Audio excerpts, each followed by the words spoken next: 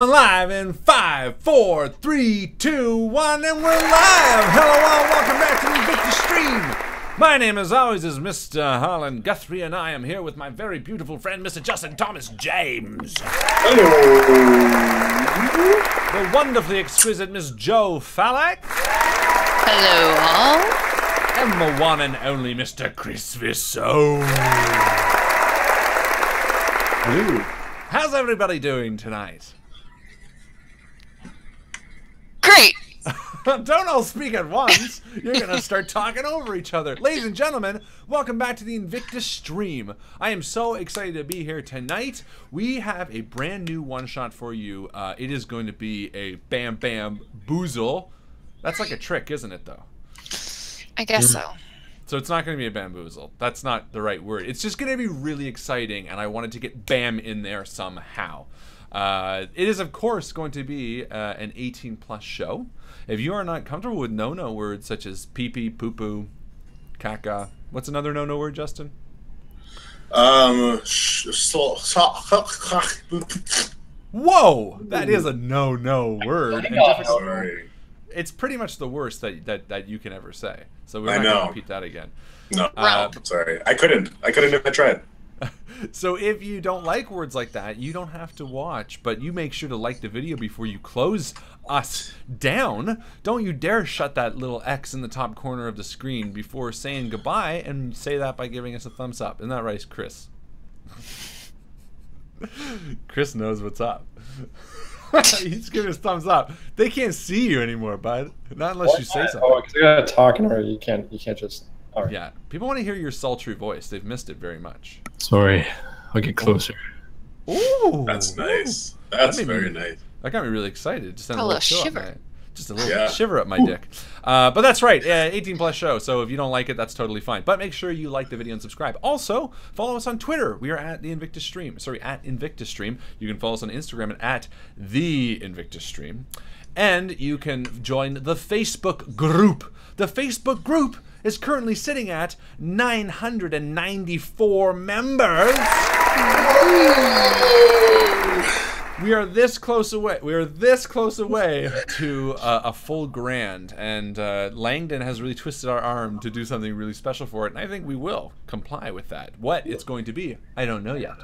But So special, we don't even know. It's so special that we are so gonna be surprised. So you just sit tight for that. So if you got 6 friends that want to join, you tell them to get their shit together. Also, make sure to like the Facebook page. The Facebook page. The Facebook page has 700 likes as of the other day. So we just passed sort of 2 pretty rounded milestones, I think. 700 is a nice even thing, Yeah, right? Yeah. It's lucky. Very lucky. Yeah. It is. My grandmother was 7 years old. 700 years old. I don't Your know grandmother is 7 years old. 7 years old. You should see how old I am. It's their 7th birthday today. I'm minus. When you join the Facebook group, you have a chance to win the most valuable post. However, this week, we're going to give it to 2 people. Why is that? Because last week we had to cancel the stream because I had a gallbladder attack. Wah, wah, wah. Do we have that? Oh, yeah. What you gonna do? Yeah, it felt like I was having a heart attack. It's great. But we're gonna give it to 2 people this week because we are also not monsters. That's a little foreshadowing. But we are going to reward it to. Last week we are going to give it to the very lovely Megan Dawn. Megan Dawn! For her post, Weird Things Around You. She sort of, Aisha had posted earlier in the week about personal things, and she kind of followed up and said, you know, what are some weird local stories and things that have happened to you or around you? And it had a bunch of awesome responses. So well done, Megan. You win MVP for last week. And this week, I would like to give it to Mr. Tyler Leonard. Tyler is a new-ish member, but he has been a strong member. He has been, that sounds penisy. No, he's been a really useful, he's been really communicative and helpful and awesome with the community, and he posted a question about trying to get his nieces and nephews into role-playing and what kind of games people would recommend, and it was a really awesome post. And I know Chris recommended No Thank You Evil, and a few people, not this Chris, the better Chris Lawrence, but a lot of people sort of commented, oh, He's right. no, you're the best. No. You're the best, Chris. Must we compare? All Chris's are great. If you name your kid Chris, it's pretty much a win. It is a win. And there's Chris Sparks, so there's you go too. But it was an awesome post, so well done, Tyler. You win this week's MVP. Hey, well done. Well done. I do want to quickly mention before I throw it to Joe, who has an announcement about a certain something coming up. But before I do that, I do want to mention a quick thank you again to all of our patrons at Patreon. Thank you so much for supporting us. It is the first of the month today, which means you might be expecting the games files to be sent to you. They are all done. However, I wanted to wait until tonight's game. I know it's technically August, but August has 5 weeks in it, and we missed a game last week because, again, I was dying. So I'm gonna put tonight's game into that little packet. So you're gonna get to play tonight in your own gaming group tomorrow if you want. So we're gonna send that as well as the video to all the patron supporters first thing tomorrow morning. So check for that. We have not forgotten about you. We love you very much. Please don't hit me. Joe, what do you have to tell us? I have some very exciting news. Again, our lovely patrons got a little bit of a heads up earlier today because we like to just give them little treats falling from heaven. Just a little taste. Little treats. Pixies from heaven. Harlan has been talking a little bit about the games that he's going to run at Queen City Conquest. Some would say ad nauseum. I spoke of them. Queen City Conquest, very exciting. The convention that Harlan is going to in September, second weekend in September, I believe. Mm-hmm. It is now confirmed that I will also be in attendance. Ooh. Yes. So Ooh. I'm going to be. Thank you for the delayed applause. Well, you know. I will also be running games at Queen City Conquest in September, so that's very exciting. I believe we're going to be doing a panel as well, and because we know that we're going to have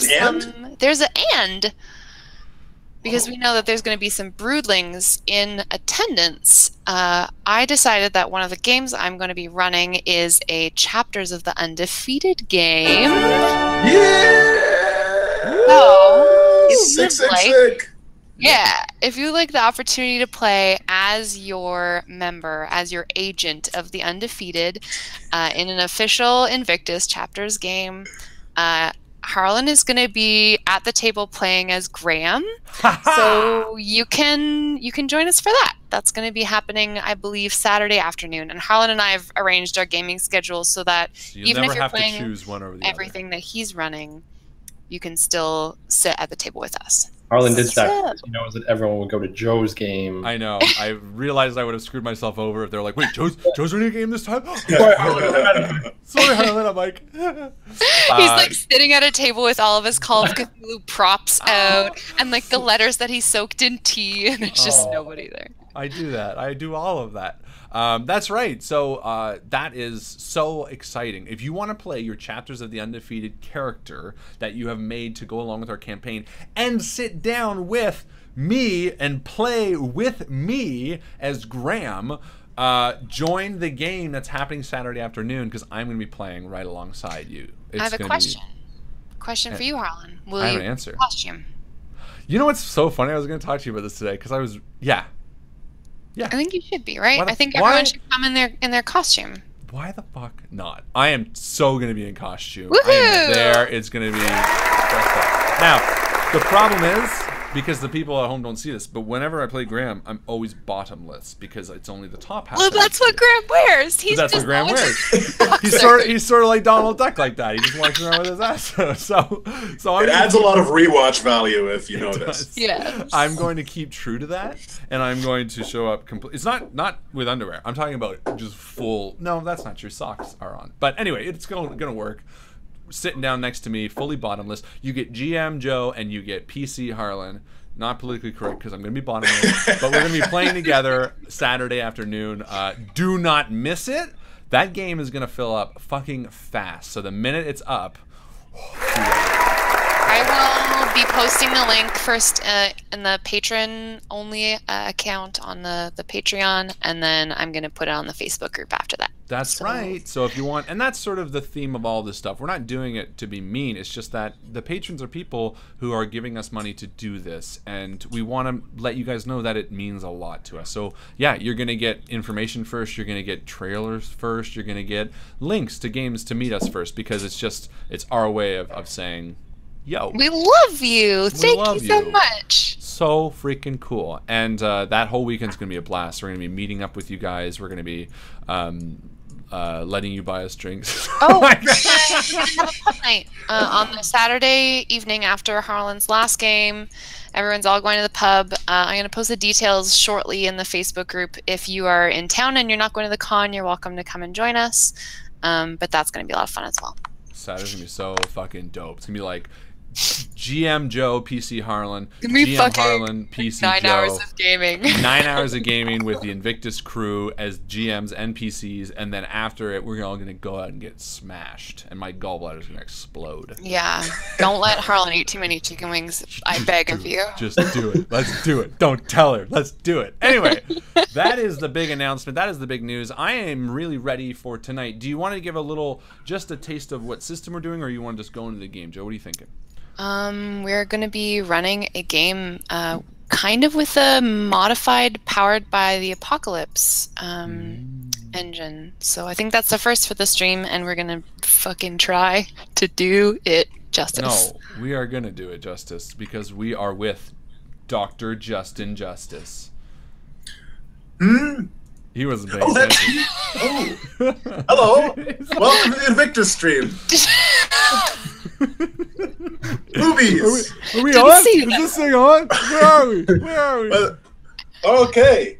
Right. Are we going to go into it? We're going into it. Without further ado, ladies and gentlemen, we bring you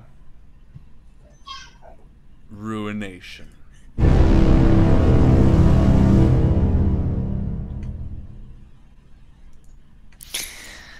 All right.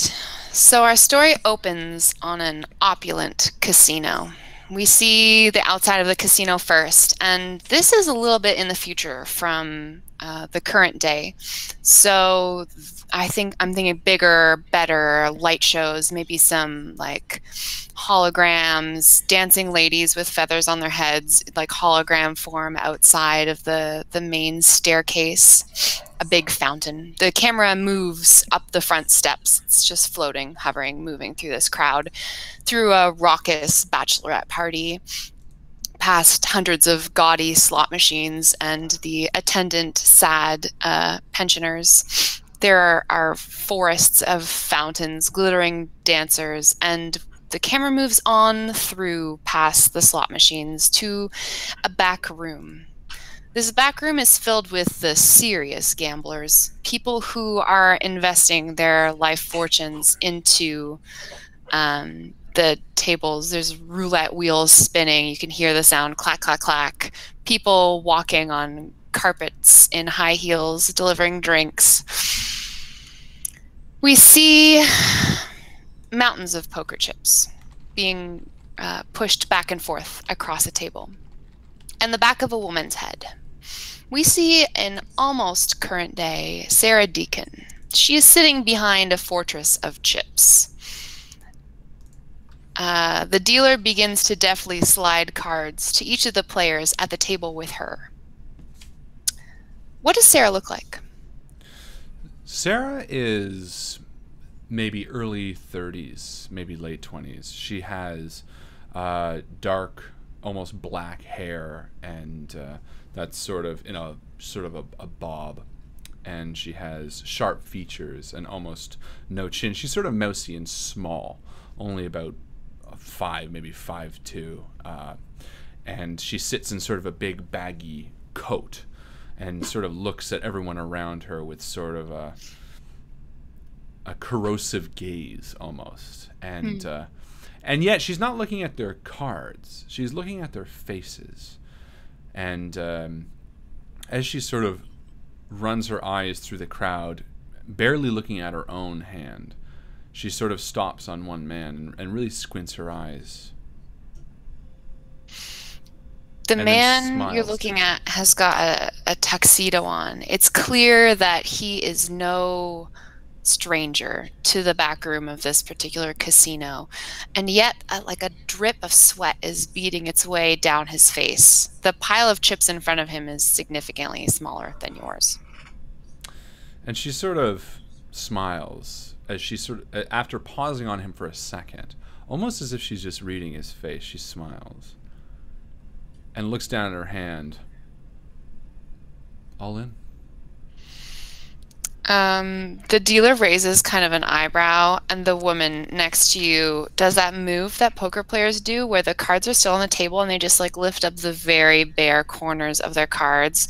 And she like frustratedly just pushes her cards towards the table, knocks over her stack of chips, and just walks away. It's very dramatic. And A couple Sarah of people almost mutter under their meanly, breath. she sort of like giggles a little bit.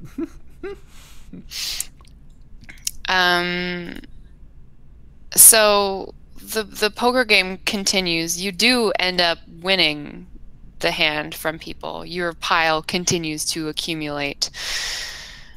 And you notice a man in a suit walk behind you, kind of And- irritatingly close.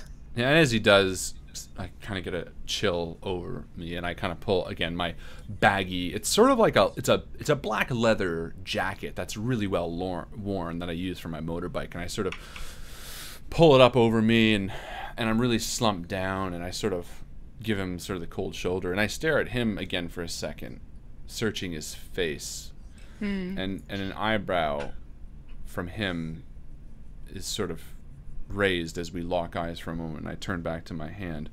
But Sarah's relatively cocky, and as she takes a large stack of chips from an angry-looking old white dude, she sort of scoffs and drags the chips towards her and kind of says, "It's all right, man. Like, come back anytime you want. I'm happy to take as much money as you need. I know, Congressman, that it's really tough to hold on to money." Kids these days. And he gets up and storms away. And as he does, she flips him off from behind. There's only 3 people left at the table now, and the dealer kind of looks around at the 4 of you and says, "Should we play another game?" Sure. Yeah, I'm up for anything you got. Everyone kind of looks at one another. Another person actually stands up and walks away, and it's at this point that another man in a similar black suit puts his hand on your shoulder. Hey. And she sort of like brushes it off. He's like, what the fuck, man? "Excuse me, ma'am. If we could just have a word, please." Yeah, you know what? Hands off, creep. And she And as- brushes it off. As you turn around to brush his hand off, you realize that there's 3 men standing behind you, all dressed similarly. Oh, did you guys get a discount if you all dress the same? Come on, let's go. All right. And she sort of pushes back and scoops up all of her chips in like a big sort of messy handful. And as she stands up and turns around again, she sort of takes a moment and looks between the 3 of them, studying their faces, her eyes again sort of tight like slits as she tries to understand what's going on. And she sort of looks perplexed and a bit frustrated. And One of follows them kind of hooks your arm through the elbow, and the other one takes your other elbow a little bit too roughly, and Hey, they hands off, escort creep. you to a back room. And as they're taking her, she's sort of like, being like, "Do you know what the fuck kind of treatment is this? I've done nothing but win. Is that a crime to win in a casino? Isn't that what you guys are supposed to fucking do? Isn't that kind of the point here? Hey, these guys are taking me." And she's starting to like make a scene and like looking at people and yelling. And again, she's very little, so they're sort of lifting her off the ground as her feet are like kicking wildly. It's adorable. A couple of people watch you go. The congressman's like standing nearby and kind of sneers at you as you get dragged past him. And she's like, "Fuck you. I know you cheat on your wife." And Sarah Deacon is pulled into a back room of this casino to speak with management. And she sort of slumps down into a chair again, sort of pulls up the leather jacket that slid down, and she's just like, what the fuck kind of treatment is this? I was winning fair and square. And there's a kind of like very proper looking, wrinkled, older woman, the sort whose like lips are overlined with lipstick, and her hair is kind of like thin and pulled back into a greasy, low chignon bun. She's got like too many emeralds all clustered around her wrinkly neck. She's in like a puce-colored business suit. She's like, my dear, we keep very close eye on the casino. Obviously, this is our business, you understand? Listen, Queen Elizabeth, I don't know what the fuck you think that you saw, but it was nothing. I played that game fair and square, and just because you have old rich white dudes that don't know when to hold them and fold them, why the fuck do you need... But you can see Sarah's also getting a bit nervous as she's sitting back here. Statistically significant number of times that you've won in a row, Sarah Deacon. Very many times and very many days you come to this casino and never lose. Can you tell me why that might be? Yeah, okay. I've been waiting to tell someone this. I'm like a Rain Man. You know that movie with that guy from the Mission Impossibles from like 40 years ago? Yeah, so that guy, when all the paper clips or whatever fall on the floor, and he's like, 168, that's like me. So I know exactly how many cards come out. I count cards. I don't know the movie that you're talking about. God, but weren't I'm you born when it was the... fucking made? I don't consume the lower forms of entertainment, my dear. I just provide them. Okay. Well, it's fair and square and legal. I checked. So you have no right to hold me here. You're no longer welcome here. That's fine. I'll just take my chips and leave then. Yes, well, we'll see about that. And the scene closes on, the doors closing on the inner office of the casino as a couple of the cronies in the black suits close around Sarah and... Hey! Shoulder. We open a new scene. There's a young child. He's doing kid stuff. He's messing around in a dry creek bed. It's a hot autumn day. Dry leaves are blowing on a warm breeze. Justin, what does this kid look like, and how old is he? He's about 9 years old. He's got tan skin and long black hair and dark eyes, and he plays around in the stream, and he picks up a handful of water and lets it seep down his fingers, and he watches it run along his arm quietly, not saying a word, perfectly content by himself. And this isn't an uncommon thing to see young Edward do on a autumn afternoon. Despite the distant sound of the school bell signaling the end of classes for the day, Edward was not in class today, nor has he been in class all semester. No. He continues to watch the water, and he hears the school bell, but shakes his head and goes right back to it. After a few minutes of this, the shadows of a few forms fall over you. There are 3 bigger kids that crest the edge of this bank. Hey, faggot! And instantly, my shoulders raise, and I slump forward, and all the water just drops to the stream, and I just stare ahead. You hear the sound of a bike just dropping carelessly to the ground. I'm talking to you. You too shy to look me in the face. And I stand up and spin around, my fists clenched, and I stare at these 3. And they've tormented me pretty much every day. They're older than me, 13. And I just stare at them, right in the eyes. You stupid too, faggot. So you haven't been in school. It's because you're too dumb. The littler one of the three of them. Yeah, he's so dumb. Can't go to school. It's because his mom and dad think he's worth nothing. And as soon as they mention my mom and dad, I just scream. I let out a loud wail at them. Ah! Can't talk either, I guess. Mute. Dumb.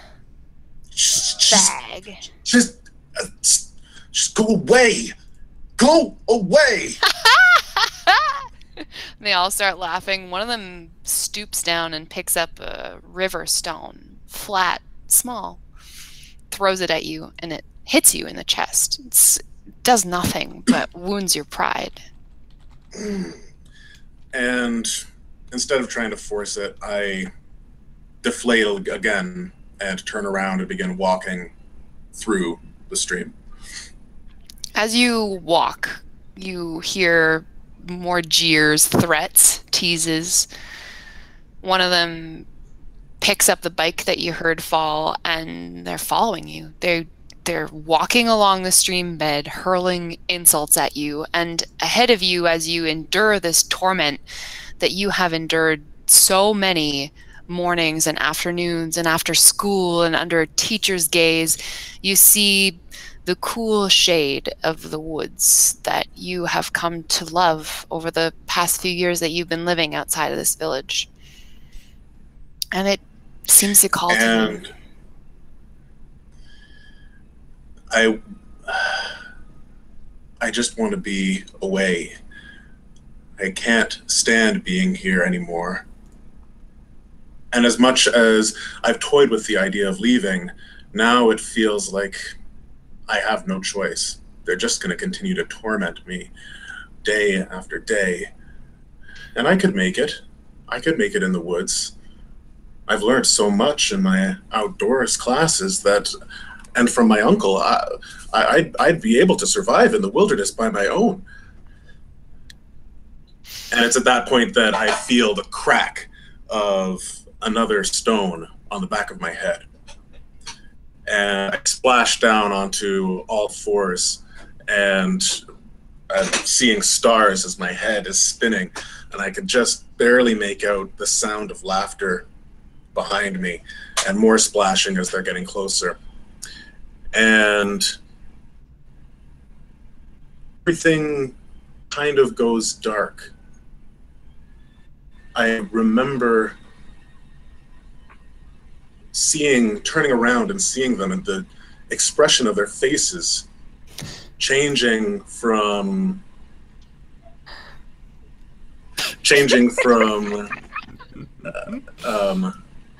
just this sinister. Get out of here! Get out of here! I'm trying to focus. Oh no! And I know. Okay. Okay.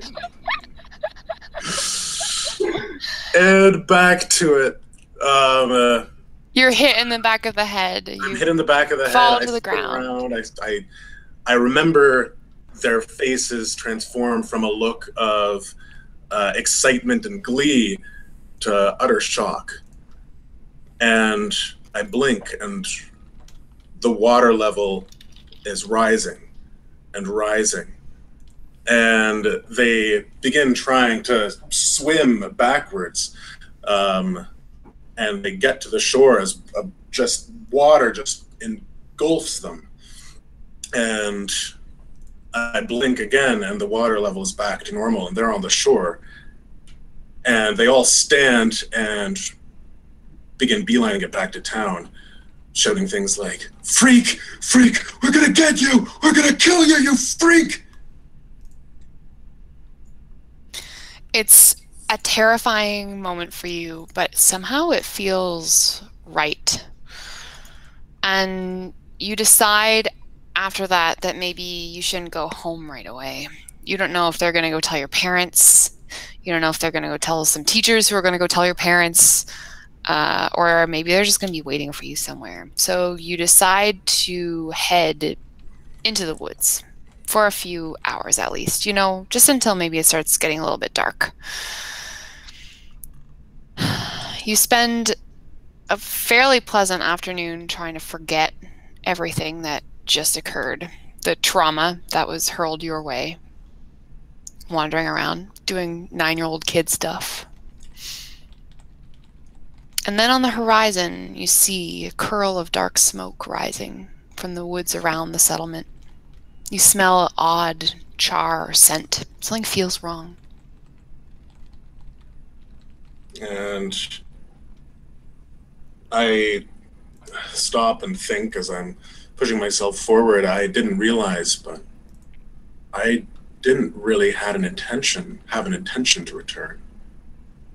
But with that smell, I have to investigate.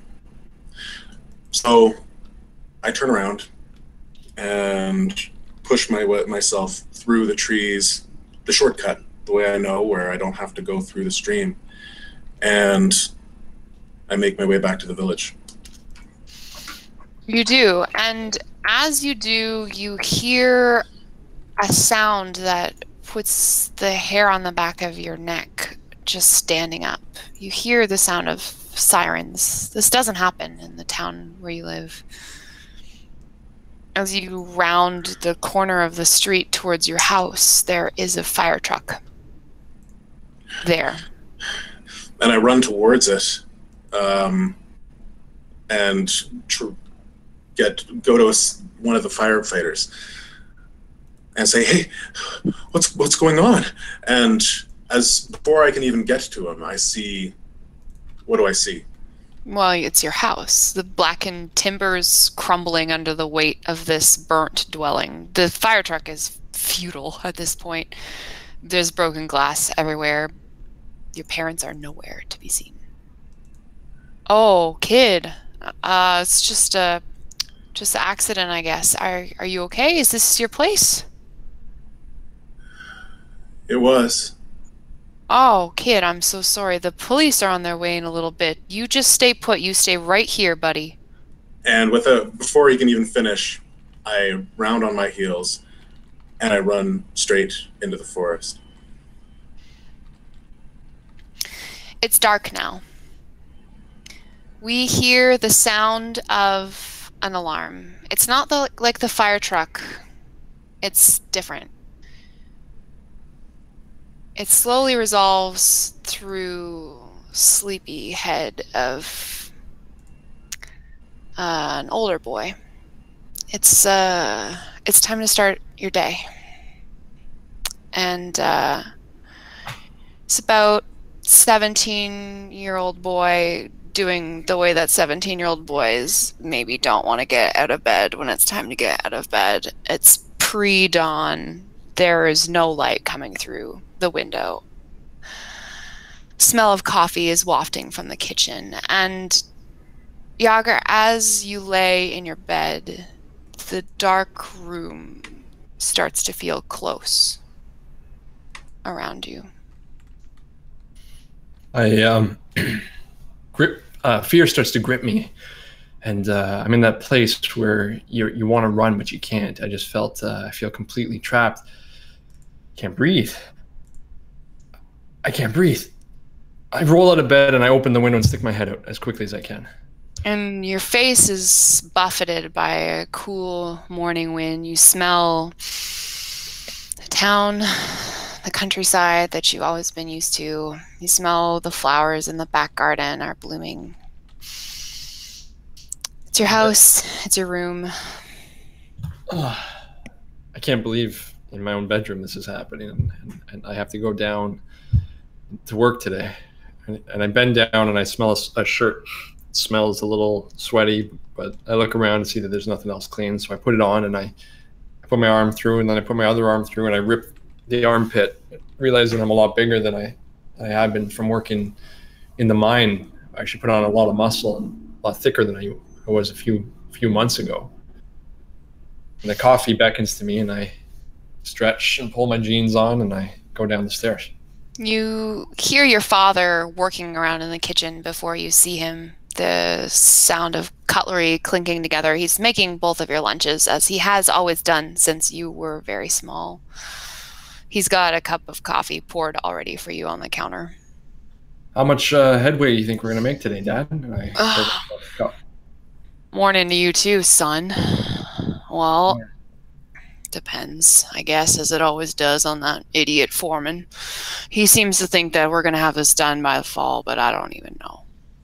Well, I think I'm getting the hang of it a little bit. I mean, my technique's getting better. I'm moving ground. You've been doing good, son. You've been doing real good. And he slips a kind of suntanned arm over your shoulder and pulls you a little tight in a side hug. It's like, tomorrow's your birthday. Yeah. I know, it's a big day. Yeah. You thought about what you want to do? Go out for dinner with your old man, or? Well, we don't have to do anything too fancy. I know it's, money's a little tight right now, but, if we just spend some time, I'd love to go fishing. That sounds good. I mean, 18 years old, it's basically a man.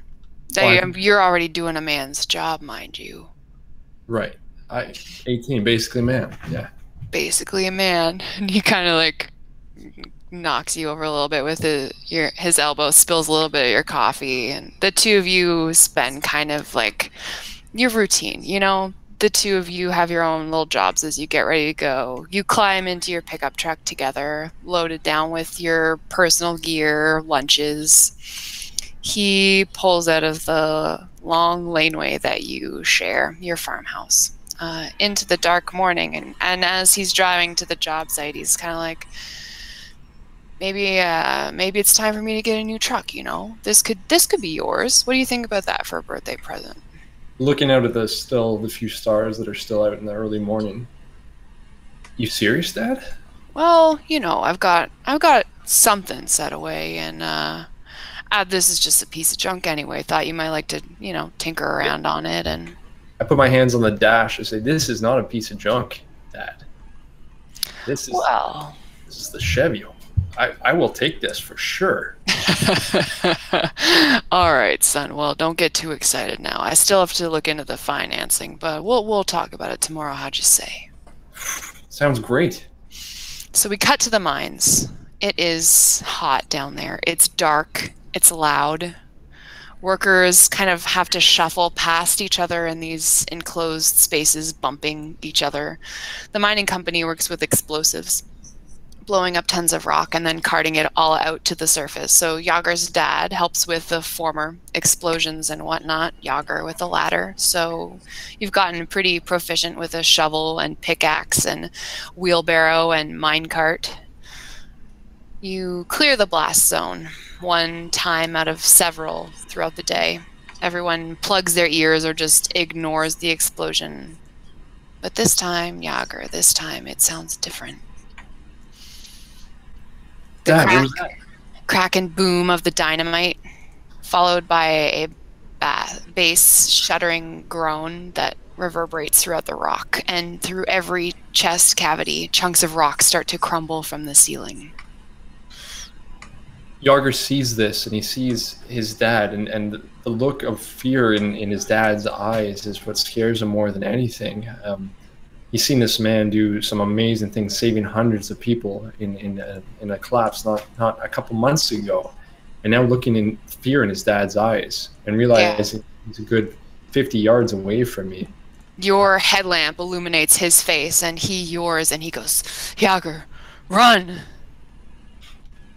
The fear grips me again. I feel dizzy, and I turn, start running. I look back at Dad to see if he's following me. And in fact, everyone is running. Everyone's stumbling, falling into each other towards the mine shaft. The sound of like thunder rumbling through the shaft as a huge amount of wind just blows past us and knocks me down to on my face, and I push myself up, and I see my dad and a little bit of blood dripping from his head. And I turn to go, but fear still grips me, and I feel the walls coming in on me.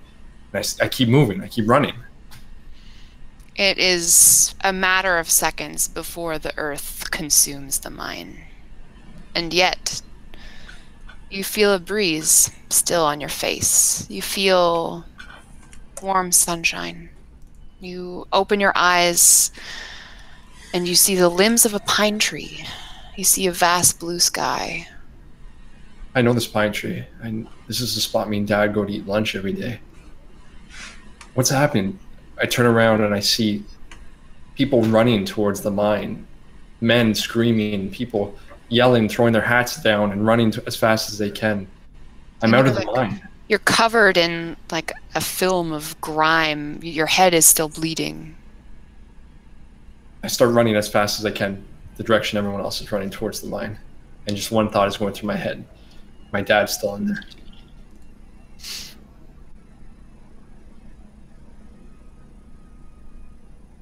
And yet, you make your way toward the mine, and it appears that you are the only one who made it out alive.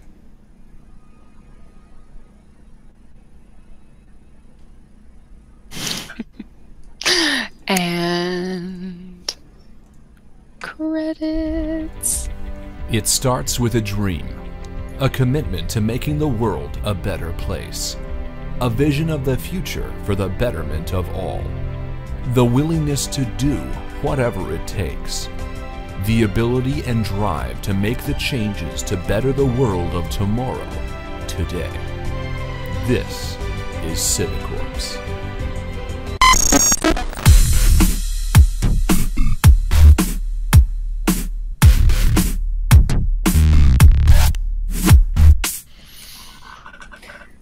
There's darkness, and a far-off sound of water dripping slowly. Drip, pause, drip, pause, drip, pause. That cliche thing happens where we see the mimicry of eyes opening, darkness, and then slowly blurry light, and then darkness again, as if blinking, and then several more, and the scene slowly comes into view. We see a burnished metal plate, real close.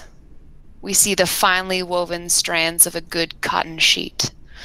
We see a rough and dirty hand curled around a pillow with knuckle tattoos that spell something we can't read yet. Cut to a different angle from high up.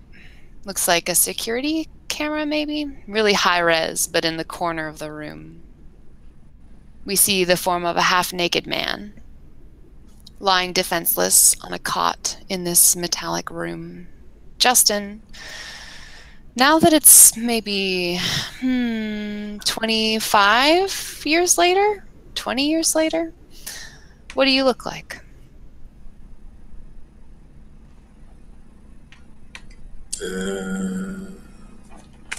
Is this me? Yeah, Justin. Oh, okay. This is a grown-up Edward Locklear. Describe the setting again. So you are essentially in a metal room on a cot, and you are just coming to with very little recollection of how you got here. Thank you. So I'm sitting on the cot, and I'm leaning forward, my hair is hanging down in front of my face, and I brush it back, and you can see my face is just covered in tattoos, almost as if I've been submerged in tattoo ink, and it's slowly rising up to completely consume me. And I brush my hair back. I look at my surroundings. You are in a room that is pretty small. It's maybe like an 8 by 10. Also in the room, you recognize the noise, that dripping sound, a sink with a leaky faucet.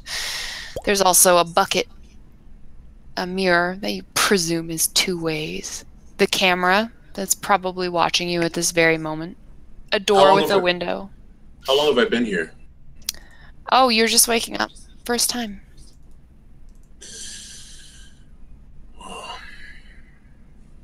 And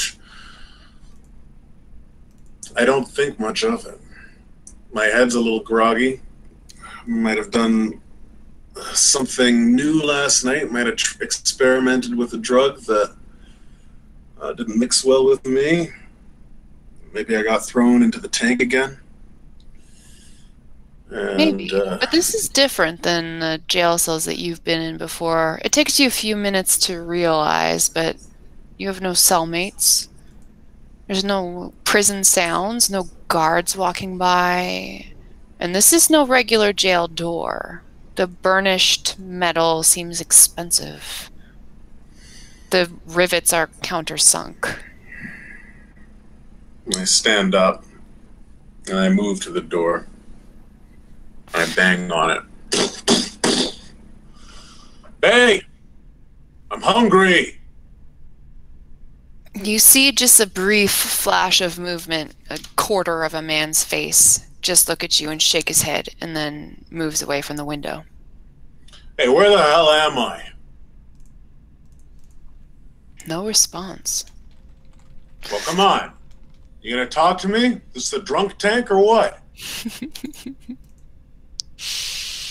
At this point, out of game, I will remind you of our mechanics. Now that we are no longer in a time warp, and you can actually affect what is happening to you, I encourage you to investigate a mystery, read a bad situation, I don't know, try to kick some ass.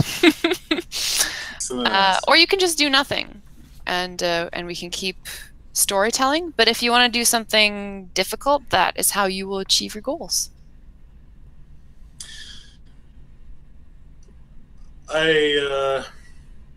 Yeah, what do we got here? We got all of those. Yeah, they're called moves, just for people who've never played, what's it called? Fucking Apocalypse World? What's the name of this thing? Powered by the Apocalypse? Yeah, it's Apocalypse World, but the skin that we're Monster using of is the Monster of the Week. Yeah. All right, I'm gonna try and look through that hole. Did it stay open, or was it like just a slot that opened and closed? It seems to be a thick glass that's set into this metal door, and it's about maybe 8 by 10. All right. I gotta look through it and see if I can make anything out on the other side, see if I can get some clue or indication as to where I could be. Name tag, badge, pamphlet conveniently placed on the wall, fire escape map. Man just reciting where you are. Yeah. Man, exactly. That would be the easiest solution. But A dude with like one of those pull-down charts and a very long stick where he's like, "Hi, It was here's here where we we captured you. the fire map." so what would I do? Read a bad situation? If you would like to read a bad situation, yeah, it's probably more like read a bad situation. Also, for everyone who's watching, this is our first time playing this engine, so bear with us. Yeah, because to be perfectly honest, I don't know how dangerous this situation is. I mean, I could have just been brought somewhere else. I've been brought to plenty of places before. I always find a way out. So what happens is you can roll 2d6 and add your sharp modifier, and then depending on the result, we will figure out what happens next. All right, and I'm on my laptop, which doesn't have the link to INVICTUS, so could I get that quickly? I'm putting it in the chat right now. Wonderful, thank you very much. You are welcome. All right, so I'm trying to suss out how dire things are right now. Yes. This guy, just based on his eye, I don't know how tough he can really be, so-called guard. Oh, hold on. You still hear the ambient noise, this faucet dripping.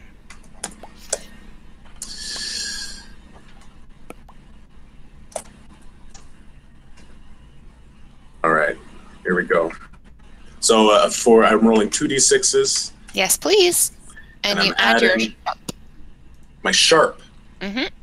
All right, so I didn't do very well. I got a 6. You did very bad. Yeah.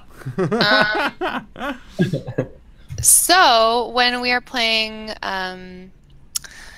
Apocalypse World and you fail the read a bad situation, nothing actually happens, which is really great. Essentially, you just don't learn anything. You look around. You maybe hear a couple of like rustlings outside of the door, but it's pretty soundproof. Yeah, so I don't know. Maybe you were on something last night. Your head feels really fuzzy. Yeah. Well, I'm gonna go to the sink. Mm-hmm. And I see the dripping water, and I see it tempting me. It's such a potential for me. But I reach forward, I turn on the tap, I stick my mouth under the tap, take in some water, turn it back, and go lay back down on my cot with my hands above my head. Go back to sleep until my head stops being so fuzzy. A woman sits in a metallic room, just like the one we saw. She's got her back to the wall, sitting on her cot, very still. Harlan, what does she look like? She is, again, early 30s. She is not wearing her leather jacket anymore, and now you can only see both her arms are covered in tattoos, right up to the fingertips almost. She is without the piercings that she had in her lip and in her ears, but her hair is still black in a bob, her eyebrows thick and black, and she has her legs tucked up to her chest as she sort of looks around the room with an arched eyebrow, almost trying to crack the mystery of where she is. Her eyes are bright and active as they search the room. You've been awake sometime, an hour, maybe more? It's hard to tell without your phone. And she stands up and walks over to the big glass mirror in the room. Mm-hmm. And she sort of paces back and forth at it for a second.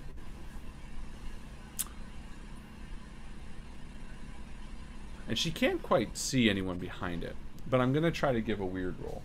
Okay. What are you going to try to do? I'm going to try to see if there's anyone behind it and if I can understand what they're doing. Cool. So you are trying to essentially detect brains back there. Correct. And I have a 7. So your spell, essentially, this is like we're using the magic tool for these special powers. It works imperfectly. So you're going to get this sense, this kind of a rumbling feeling that you're familiar with when you sense an active mind. You can hear thrumming thoughts. They're kind of all colluding each other. There are beings behind this mirror. It is indeed it's funny that they call it a two-way mirror because it's definitely just the one way. You can't see the other people on the other side. You know what I'm saying? Mm-hmm. I've got a problem with this. Well, a one-way mirror would just be a mirror. A mirror. No, but it's a zero-way. Mirrors that are just mirrors are zero-way mirrors. So true. I believe. Anyway, so there are definitely people on the other side of this mirror, and you suspect that they're watching you. And Sarah, his eyes go to slits, and she gets frustrated. All right, fuckwads. I don't know who put me here. I don't know what sick, twisted shit this is. I don't know if I'm some fucking... I don't know, some pawn in your sexy game and you're waiting for me to strip down and lie on that bed, but that's not going to fucking happen. And she sort of paces almost like a wild animal trapped in a cage, but in a non-intimidating way. It's just her stature sort of underplays any sort of threat that she could possibly portray. But she walks back and forth angrily, digging her fingernails into her bicep. And she looks towards the bed. Are there sheets on the bed? There's one sheet, yes. And she walks over and tears it off. And she walks over the mirror and starts to try to hang it over the two one-way mirror. Nice. She sort of like tries to tuck it into the corners of it. And like very defiantly sort of trying to jump. And she realizes she's not high enough. So she walks over to the bed and drags it. And this terribly loud screeching that echoes down the hall. Just like... as this little girl's trying to like tug it, and she finally gets it to the bottom of the mirror, jumps on top and starts tucking it up angrily and stands back, sort of wiping her hands, looking at it, sweat dripping from her brow, being like, all right, fuckers, now try to watch me. And as she sort of breathes a sigh of relief, she notices the high-def camera in the corner.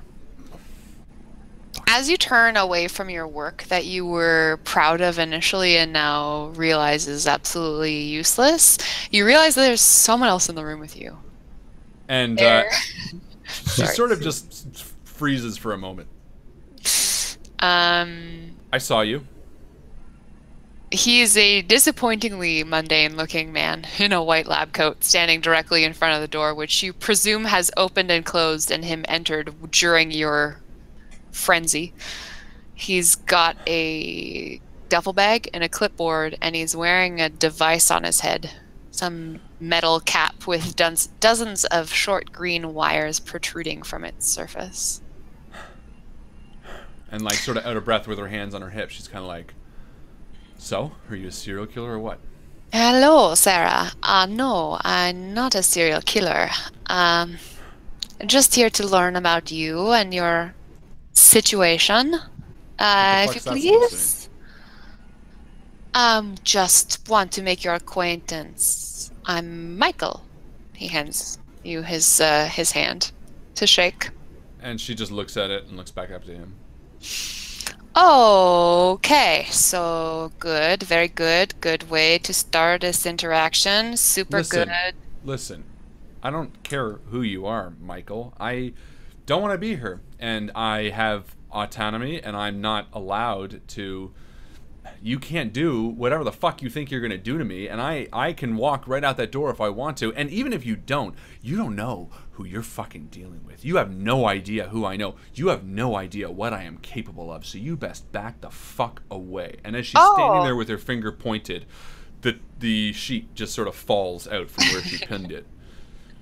Totally, definitely. Sarah, listen, I just want to introduce myself, and if you don't want to talk to me or, you know, do a short interview, just brief, curious about you, you know, I just want to say hello and ask you about how your brain works.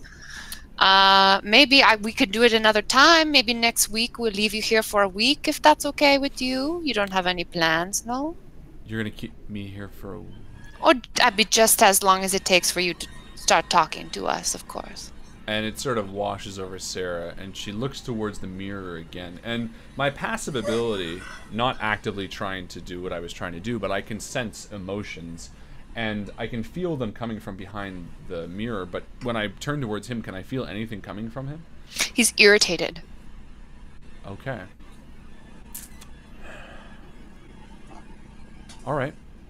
And she sits over and sits on the bed, which is just behind her as it's dragged over to the mirror. And she kind of tucks her legs up to her chest and says, "Okay, Michael, that's your name? They didn't give you like a Dr.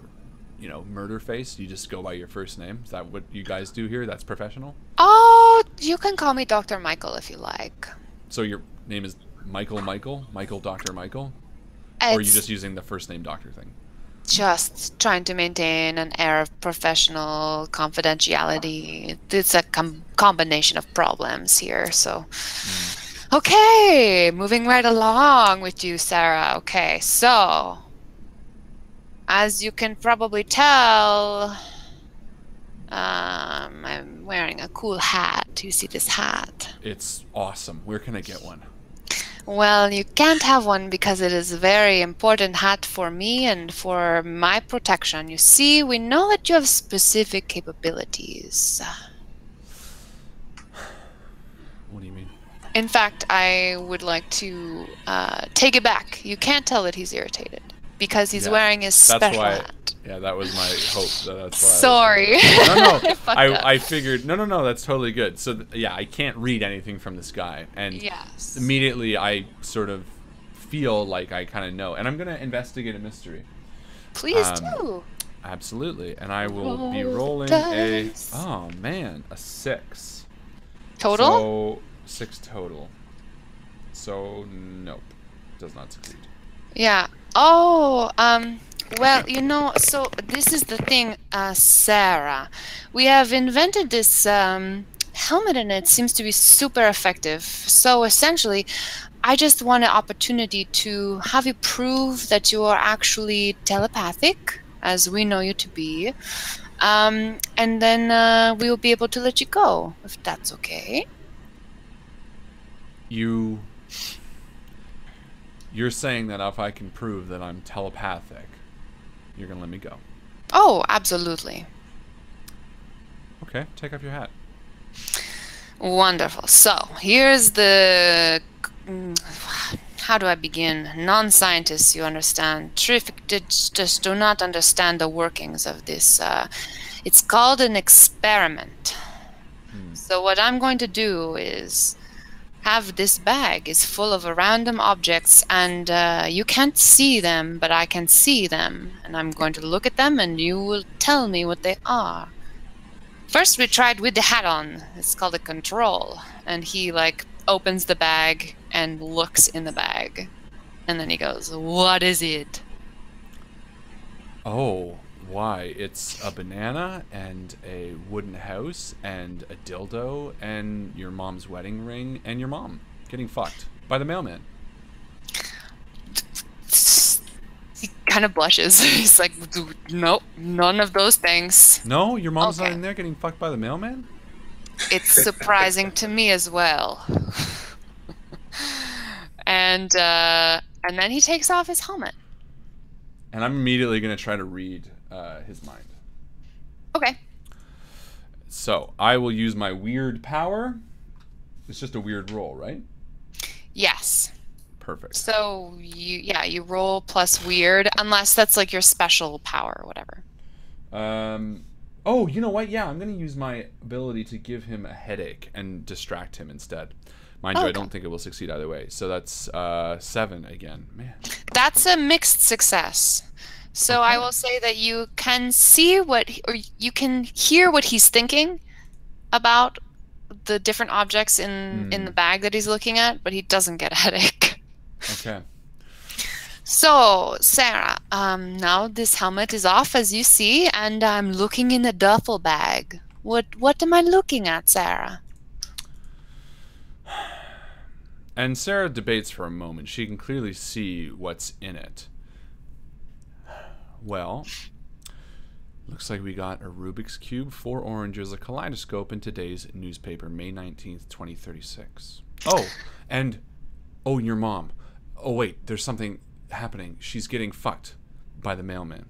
Okay, well, that last part, obviously, not super helpful, but thank you.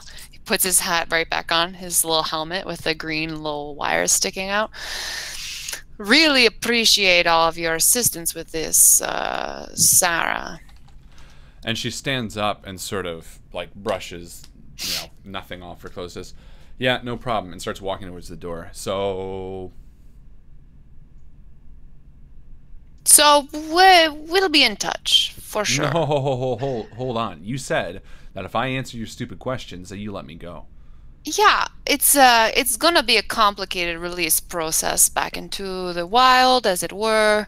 And she goes to grab his arm if she can. Yeah, you can try to grab his arm. Okay. He like shakes you off, and he gets kind of a panicked look in his eyes. Yeah, and I mean it's not like a tough grab. Do you want me to roll for it or just? No, that's not kicking some ass yet. Okay. Yeah. No, she wasn't really gonna fight him. Just kind of like plead with him and like stop him and like grab him and be like, "Hold on," and she like shakes him free. And she's like, "Hold on, listen, what are you talking about? You said you let me go." Hey, I'm sorry. We need to do a couple of more experiments. We must keep you here. It's and she almost gets right up to that glass on the other side of the door, and she's like breathing, and she's like, "I am gonna fuck you up, Michael. You're fucking dead. The minute I get out of here, you're fucking dead." As you get real close to that glass, you hear a commotion happening. And she sort of looks down the hall to try to see where the commotion is coming from. You can't see the commotion. You just hear kind of a rattling, distracting racket that's coming from somewhere down the hall, and you see as Dr. Michael looks down the hall distractedly at this racket. Chris, Yager has been locked in this small metallic room by himself since he woke up about 2 hours ago. There are metal shackles on your wrists that you surmise must be interfering with your powers, because no matter how hard you try, you are not able to teleport from this room. That loud, distracting noise that Sarah heard is coming from you, because Jagger's not doing so great. What do you look like, and what are you up to? Well, Yager has put on a lot of weight since we last saw him. He's the spitting image of his dad now, actually nearly the same age as him, although he's about 50, 60 pounds heavier. He's a lot bigger. He's muscular, strong, but he's also pretty fat. He's got quite a big belly on him. He's balding. He's got so he just buzzes it really short, and he's got a little bit of shadowy facial hair. And the moment he woke up and he saw that he was in this space, he stood up and he reached his arms out, and his wingspan touched either wall. And he did the same and turned the other way as best as the chains would allow, and he felt the other wall. And he realized he's only got a couple inches head clearance. And he said, nope. And immediately he started to try to use his ability to get out of there. Teleportation. Get out of here. Get out of here. Get out of here. And that's not working. And it's scaring him even more. And so he starts running around trying to break the chains, freaking out like an animal, like a scared big bear of a man that he is. He's freaking out.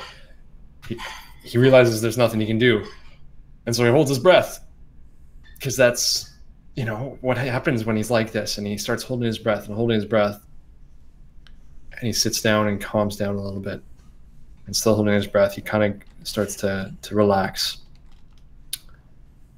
Who's out there? Can someone help me, please? No response. I look at the chains. How thick are they? You have, it's like manacles essentially around your wrist. They seem to be made of some sort of expensive metal. It's hard to tell. You've never seen anything like them before. And they're joining your hands together, but you are otherwise not shackled to anything. You're free to walk around the room. You presume that these are interfering with your abilities only because you're not able to do anything right now. Then I will take my full weight and run at the door and try to hit it. It makes a terrible noise. I start doing it again. I just start lay down. I start kicking the door and I say, help, let me out of here. You can't hold me here. Yeah, after a few minutes of this, your crashing around is rewarded by some attention. You see on the other side of the glass a guard, you would presume. Kind of a closely shaven, square-jawed, army-looking dude. He's like probably in Kevlar. He waits with his pistol drawn on the other side of the door. He says, "Step away from the door, sir." You can't leave me in here. I can't be in this. I need a bigger cell. Just give me a bigger cell. I don't need out. I just need a bigger cell. Step away from the door. Or else what? I'm gonna die in here. I can't breathe. I'm not breathing. Listen. I'm not breathing. Let me out of here, please. And the door opens and the guard steps in, and he still has his weapon drawn and pointed at you. What do you mean you can't breathe in here? There's not enough air. The room is too small. That's just ridiculous. I don't even know how to respond to that. You need to stop making such a racket. You're disturbing the other prisoners. Are you going to let me out of here? That is not my authority. Well, I'm just here to make sure that you're not causing trouble. All right. And I just make a run for the door. Okay. He's going to try to stop you, I guess. How is this going to work? You gonna shoot me? No, not yet. Well, I can tell you, whatever it is, it's going to work in his favor, because I got a 4. Oh, no. Okay. Well, that's not great. Essentially, what happens when you fail, like, a kick some ass roll is that I get to do harm to you. Why wasn't it hurting him? I was just running for the door. Well, don't. Ruin. I mean, you gotta. What are you trying to do? What though, kind for of the guard role? is this that would hurt a prisoner that's trying to escape? That's So horrible. innocent. I want to say it's yeah. Protects Yeah, them, I think protects he. myself. Acts under, yeah, it's definitely kick some ass, right? Yeah, I think so. I mean, So I got 4 plus my physical toughness, which is, so I got 6. yeah, that's still a fail. I know. Unfortunately. I'm just I think, what does he do? He puts you in a headlock, and it's painful and embarrassing. because he's a lot. Your face is red. And he shoves you back in the cell roughly, and he's kind of And pees on you. No. That's he's kind of just uncalled for. he's That's kind of sorta panting like from it. the effort, but he's like, "Stay in there! Don't cause me any more trouble, or you'll be fucking sorry." And the door slides closed. I feel the walls slowly start to creep in on me, and I lose my mind again, and I break as much as I can. I bash things and make as much ruckus as I can, and kick the door, and if there's a window, I'll break it, and try to break the chains, and try to teleport as often as I can. It's like a caged animal. Yeah, exactly. As you do so, a couple of minutes pass. You're getting more and more overwhelmed, overheated. It's futile, but you can't stop trying because of how desperate the situation is in your own head and in reality, to be frank. The guard reappears in the door of the room, and he points his pistol at you. And he's like, "On the ground, right now! On the ground!" I do. Seeing that the door's open, I feel a little bit more easy, but I lie down with my head and I kind of crawl a little bit towards the door. He's like, I'm gonna shoot you in the fucking face! I don't think you're going right to. now." I don't think. Why would you bring me here to shoot me? All of a sudden, a dark shape begins to phase through the metal wall. First discreetly, like a gathering of navy-colored condensation, and then dramatically, shapes stretching and protruding through the solid metal. The shape coalesces to form the body of a teenager in a dark blue spandex suit. Her eyes go wide as she sees the guard. "Oh, fuck," she says, but she is armed. We're gonna do some combat. Yes. So the way that combat works with this system is that for every turn that the NPCs/PCs on like the good side take, the bad side also gets to go. So it's like a 1-for-1 mechanism, unfortunately. But I will say that because of her phasing through the wall, Annam is temporarily out of service right now, as she's kind of just like realizing what she's gotten herself into. So it's gonna be, let's go with you first, Chris. What does Yager do? Yager sees the guard is distracted, and I reach out and grab his legs and pull them out from underneath him, trying to slam his head into the concrete. If I can, like, just pull him off his stance. That is a great option. Why don't you roll act under pressure? So roll plus cool. Sure, it shouldn't be like, again, that physical toughness thing. My throwing's not working. Does anyone else see my dice work? No, I have 2 versions of Justin and none of you on the INVICTUS at this point for some You're reason. a ghost. Let me refresh this. Ooh. All right, there we go. That's working. Boom. Yeah. Oh That's my god, we're rolling shit. What was Yeah, you that? guys are not rolling great. So no. we're yeah, not so good. I failed. So what do you think happens on your failure? So I go to reach for him, and he sees my hands coming, and he just steps a foot on my one hand. Yeah, okay. So he's not like broken your hand or anything, but it fucking hurts, and you didn't. The only reason that he didn't break your hand is because you've got those manacles on it. Yeah, he stepped on my, exactly. It hurts a little bit, but most of the pressure's on me. Oh, that's good. Yeah, he's actually he's stepping really hard down, but he's stepping on the manacle, and so you're sort of pinned to the spot. But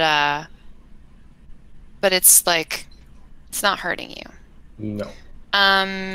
he's gonna take a shot. He's like, what the fuck? Yeah, everybody. So he's gonna try to kick some ass against Annam, who has just phased through this wall and is holding a hunting knife. I rolled a 6 plus this guard's toughness is 1, so that's 7, a mixed success. So I'm gonna get to deal damage to Annam. An interesting thing happens when damage is dealt to this woman who has kind of a semi-solid form, is that she acts as if she has natural armor. Essentially, bullets and fists and knives and things partially just kind of pass through her. So she's only going to take 1 of that 2 damage, which puts her on the damage track. Just so everyone is aware, everyone's got 6 hit points or 6 points of damage that they can take before they are basically dead. Cool. So Annam sort of gets to retaliate against this person because it was a mixed success. She's going to rush up to this guard and swing at him with this blade. As she does so, she drops a second hunting knife directly beside where Yager is laying. Unfortunately, because his hand is pinned, he is unable to reach the knife right now as he is currently pinned. She's going to swipe and try to kick some ass. And she's got pretty okay toughness. That is also a mixed success. So I will say that she manages to land 1 harm on this guard. But he kind of like... So she's swiping, and he kind of like knocks her off balance in retaliation. He's trying to defend himself with his hands, and he sort of like swats at her. Chris, what happens now?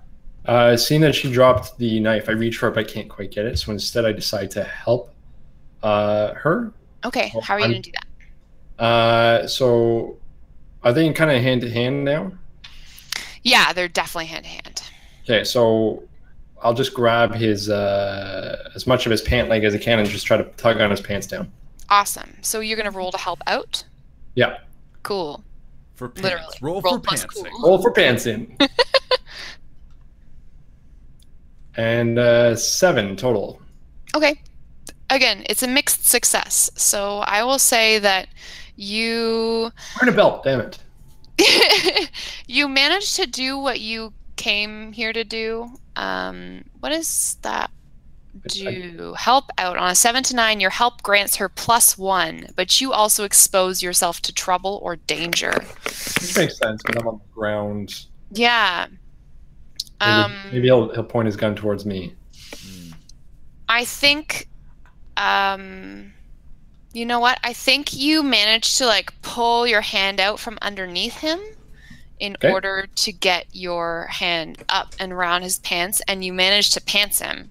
Nice. So he's going to be struggling for the next turn with that. But in retaliation, he does step on your hand this time, and you think he did break one of the bones. You're not taking harm, but I will say any two-handed weapon or action right now is going to be more difficult for you because fuck, that hurts. Yeah, it does. Awesome. It's Annam's turn again. She's trying to like stab this guy in the face. It's interesting, like the edges of her body seem to be almost like distorted and kind of fuzzy at times as she moves through the room. Gross. That's fucking awesome.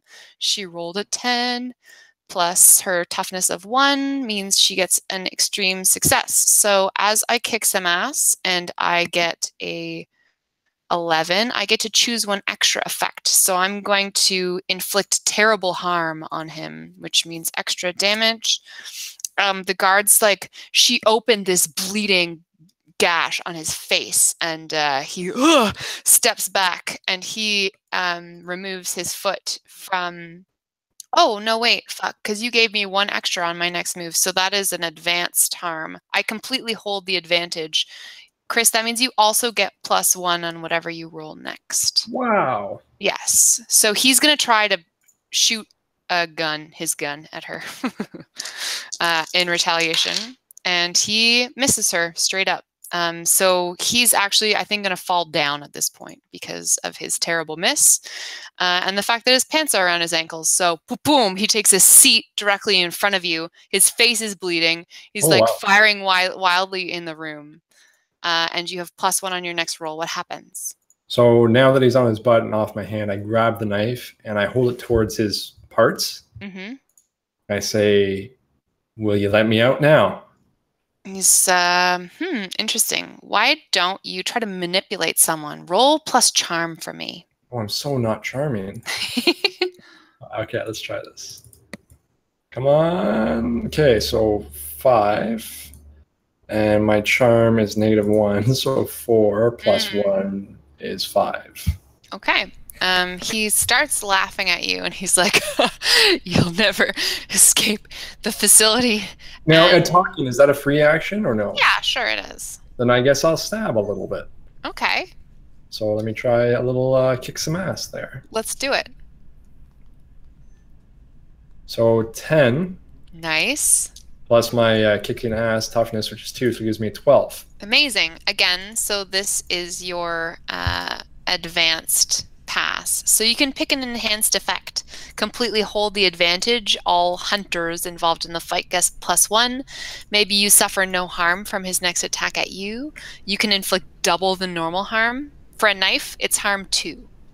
Okay, well, I'm thinking cutting his parts off doesn't seem like my character would do that. I mean, I'm looking to just maybe fix him, but that's the extent of it. I cut, but I wanted his intention to drop the knife, his gun. Okay, so you're gonna aim for his arm. No, I want to aim for his parts, but he's gonna have to reach for his parts because he's being cut. So okay, right, like priorities. Absolutely. Yeah. And then he drops his gun. He does. And he screams. You hear the clattering of feet running down the hallway. We have, I will say, incapacitated this guard for the time being. Okay. Annam turns to you and she says, "Okay, Jagger, this is going to be hard to understand, but we're all real. We're real. I'm real. You're real. And we can escape, but you have to help me." Okay. Okay. Yeah, can you get me out of these? May I hold the chains up? No, I'm sorry, not yet. I don't know how to do that, but there are 2 other people in here that we have to get, and we have to go. I've got key cards. Great. So I walk out the door, happy to have a little bit more of a hallway to breathe in. Yes. So, what do you mean we're real? Of course we're real. I mean, No. I mean the society. The CSGDP. Do you know about us? Do I? I don't think so. I mean, it depends on your backstory. Are you aware of a somewhat secret underground society for... Actually, I'm trying to hide my ability, more or less. Yeah, so maybe you haven't made contact with them. No, I'm going to say no. Although there is a society who did approach me because when I was working as a firefighter, it did surface, and they offered to hold my secret if I could. Is that society? Is that what you're talking about? That's that society. That's the Canadian Society for Genetically Diverse People. Right. I have heard of them.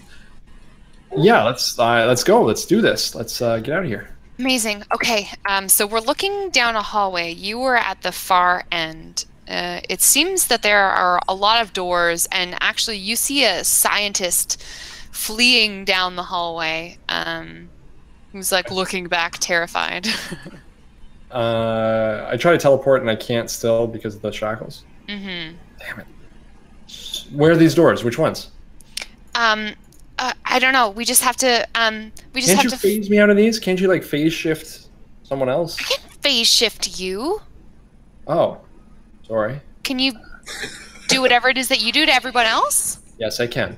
We're gonna have to talk later, okay? This is very exciting, but it's also super dangerous. Do you know how to use a gun? Yeah. I pick one up and I try to cock it, but I pull the thing off and it falls down. Like all the ammo falls out. That's right. No, I don't actually. Okay, great.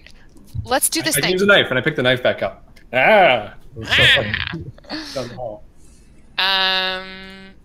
And we run down the hall. Is there like a fire?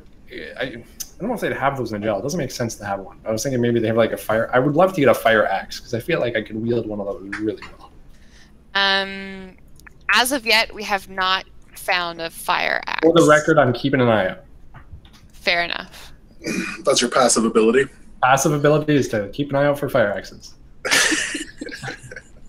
All right, so I run down the hall. And Anna runs after you.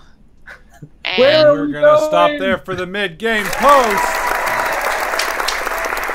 That's right, ladies and gentlemen. This is the part where we stop the action. We jump to you in the Discord chat to ask you a question about tonight's game. I hope everyone's having a good time. We are having a blast playing this super crazy superness. Blub, blub, blub, blub, blub, blub, blub. That's how it's done, isn't it? yeah, What's I think done? so. Nothing. Mid-game post. What's the mid-game post? The mid-game post is the good question. Like, explain what it is. Like, what do we do in a mid-game What's post? that doctor's awesome name? Oh, No. oh, What was the doctor's mother doing in the box? What is what does CSGDP stand for? yeah, that's funny. I We don't. did just say it. I don't know. It's pretty recent. Yeah, we'll go with fuck if I were. What color gem was on the old lady's thing in the first story? Queen Elizabeth? What necklace was the owner of the casino wearing? What did she have on her neck? Spangly, spangly, spangly. Yeah? You want to do that? Yeah, Thanks. sure, why not? I remember. Okay. I remember. It's a pretty easy one. Je me souviens. Oh, tu te souviens. Oui. I'm having a lot of fun playing this game, and I really like that it's set in Toronto. What stone was I on the didn't neck know of that. Queen Elizabeth? Well, you know, well, We it should was just drop, like scenery, like the CN Tower. Harlan now it's mentioned 30 that years later, so it's there like- was today's newspaper, the Toronto Star, for Tuesday, May 19th. I didn't read the whole thing. I wanted to get to the motherfucking part. That's fair. Had The to- motherfucking part was the best part so far. Had to get to it That was just great. so that... Hey, Chris, how are you doing with no AC, buddy? Oh, it's getting warm up here. Yeah. me too. Like, Why don't you crack it on for a bit? Oh, I can mute myself and enjoy the breeze. yeah, you do should it. do so. That's what I would do. Do so. Lots of emerald answers. I wonder if that's true. I don't know. I think they'll have to figure it out. No! So I'm very excited about fucking Queen City Yeah. Conquest. Yeah. I Queen just want to City. return to that for a second. There's a chance that we'll have the opportunity to play more chapters of the Undefeated on stream before is it September 7th? September 7th, 8th, and 9th. Mm-hmm. Buffalo, New York. And I would love the opportunity to collect some community ideas for the kind of mission that we would be running, potentially. The game will be... When is the game scheduled? Saturday at 3 p.m. for 2 hours. It's still in the review queue by the QCC gaming people, but that's probably when it's going to go down. And What If else? you don't have a chapter's character currently created, and you're thinking about joining that game, I highly recommend you create one. Get in on Yes. some of these missions. Yeah, I think all of the info's on the... Is it on the Facebook page? Should I don't have be. it bookmarked right now, but I think it's on our Facebook group page on the side. Mhm. If not, if anybody has it handy, anybody watching, if you could post it in the Discord, that'd be That would great. be so handy. That would be super handy. But yeah, Yeah. I think we should definitely try to do at least one chapter's game before the live game. But how cool is that going to be? Getting GM'd by Joe, Super fun. playing Oh, with man. me. I don't know why enough for how cool it'll be. Yeah, and you can play with me. You can. You can play with Harlan. Maybe Leah will make an appearance as a GM-controlled PC. Who knows? Ooh, spoiled. Who knows? But yeah, play with me. play with me. Play with me. All right. Play with me. The stone on the necklace of Queen Elizabeth, aka the owner of the casino, was indeed an emerald necklace. So we have Rin, Marbles, Chris, Zia, Michael and Brianna, Tyler Leonard, Megan. 7. We have 7 peeps. So let's do a D8 and re-roll on an 8. Sounds good. 3. 3 is Chris. Drum roll. Our own Chris. Congratulations, Chris. Well done, Chris. You win the mid-game post. And that means you get a little bit of experience points. Wait, Chris who? Chris Sparks. Sparks. Oh, that Chris. Sparrowhawk. Can they spend XP in this game to give us an extra die?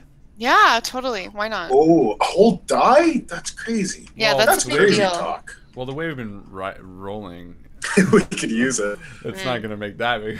It would probably just be a 1. Yeah, probably. Yeah, who knows? I mean, you can still fail with 3 dice. So, yeah, we'll say if you feel like spending XP, you can do so. Yeah, I'm moving the spend XP just below Ruination. So you can spend away. Cool, cool, cool. Fun. All right. Shall we get back to the For the mid-game business? post. Yes. Without further ado, unless we just want to riff for a while. I mean, you could do with some riffing. I have no ado. I saw the Mission Impossible movie. How was it? What? Tom Is that Cruise a new breaks a theme foot for it? He runs a lot. like this. And he's sweaty. Actually, I really liked it, I gotta say. It was like action-packed. Oh my but god. It's starring Chris Oh yeah. Charbonneau. Henry Cavill looks so much like Chris, it's ridiculous in that movie. That's so nice of you to say. The Yeah, he whole does, time though. I was like, he's fighting Chris.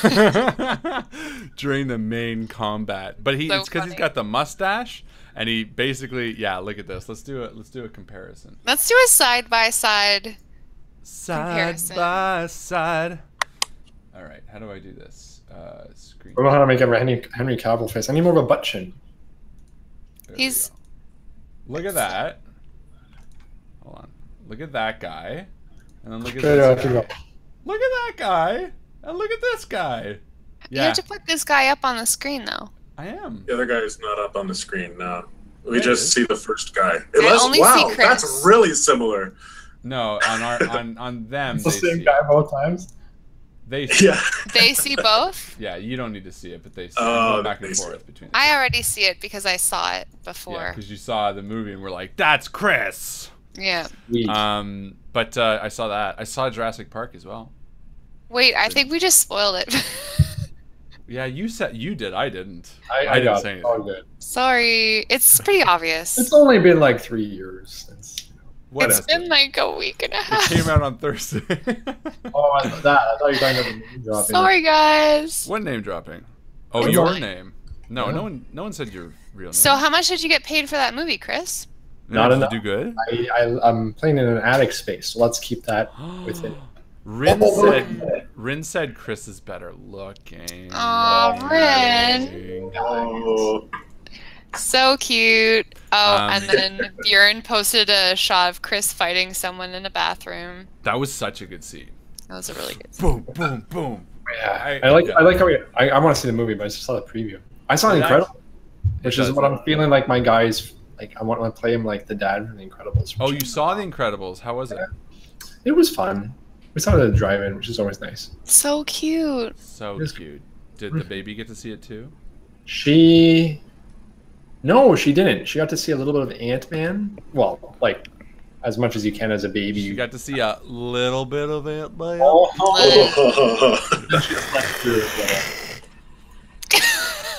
That's good. That's my laugh. That's my laugh now. I know Deal it with is. Was it good? No. It was No, okay. not the laugh. Incredibles too. It was okay. What movie Yeah. did you see, Justin? The first, like, 5 minutes of Moana a while ago. Oh, nice. Is that at Chris's house? Yeah. I was gonna say they watched that movie like on repeat. There's a lot of Moana happening over at the Viseaus. That's okay though. It's a great movie. So I hear. I liked Coco. Did you see Coco, Chris? I saw part of it. I don't get to see full movies anymore, Harlan. You know what that's like. Because of babies. I get to see parts of movies and infer meaning. I'm pretty sure Ant-Man involves a guy who can grow and shrink. And Does he grow? he does grow. He goes big. Becomes the big ant. He becomes big boy and ant boy. And Does he have 6 arms, just like ants do? Do ants have 6 arms? They have 6 They're an insect. Legs. They have no hand. They have no toes or fingers, so they're indistinct. I have no mouth, so I can't scream. That's by a boy named Harlan. That's right, Ellie Har. So not only is Queen City Conquest coming up in September. In the first week of September, we also have Toronto Fan Expo. Whoop, whoop. I'm 94% sure that Carly is coming. I think Carly's coming. Which is going to be such a freaking blast. Carly, are you coming with friends, or are you just coming down by yourself, or what? Like, are we going to have to meet all your friends too? Because that's cool. I'd be down. I'm going to be too. Yeah, for sure. I mean, the more the merrier. And I'd chill with Carly. I'm going to be dressed up in costume. I'm going as Joe. Joe's going as me. I'm not. Yeah. I'm going to, like, ink all those tattoos and, like, put a nose ring in, and I don't know. What else? Wear a lot of eyeliner. Oh, yeah. Well, I already do that. I just hide it well.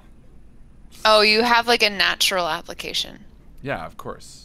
That's good. Yeah, you want to wear makeup in such a way that people can't tell that you're wearing makeup. That's how you... That's how I do it. Tyler Leonard says that the last movie he saw was "Won't You Be My Neighbor," which I really want to see. I want to see that. I want to see that too. All of us are gonna. Let's go see it together. It's so weird that we all really like a movie about a guy being really nice. It's so strange. I didn't enjoy that show as a kid, though.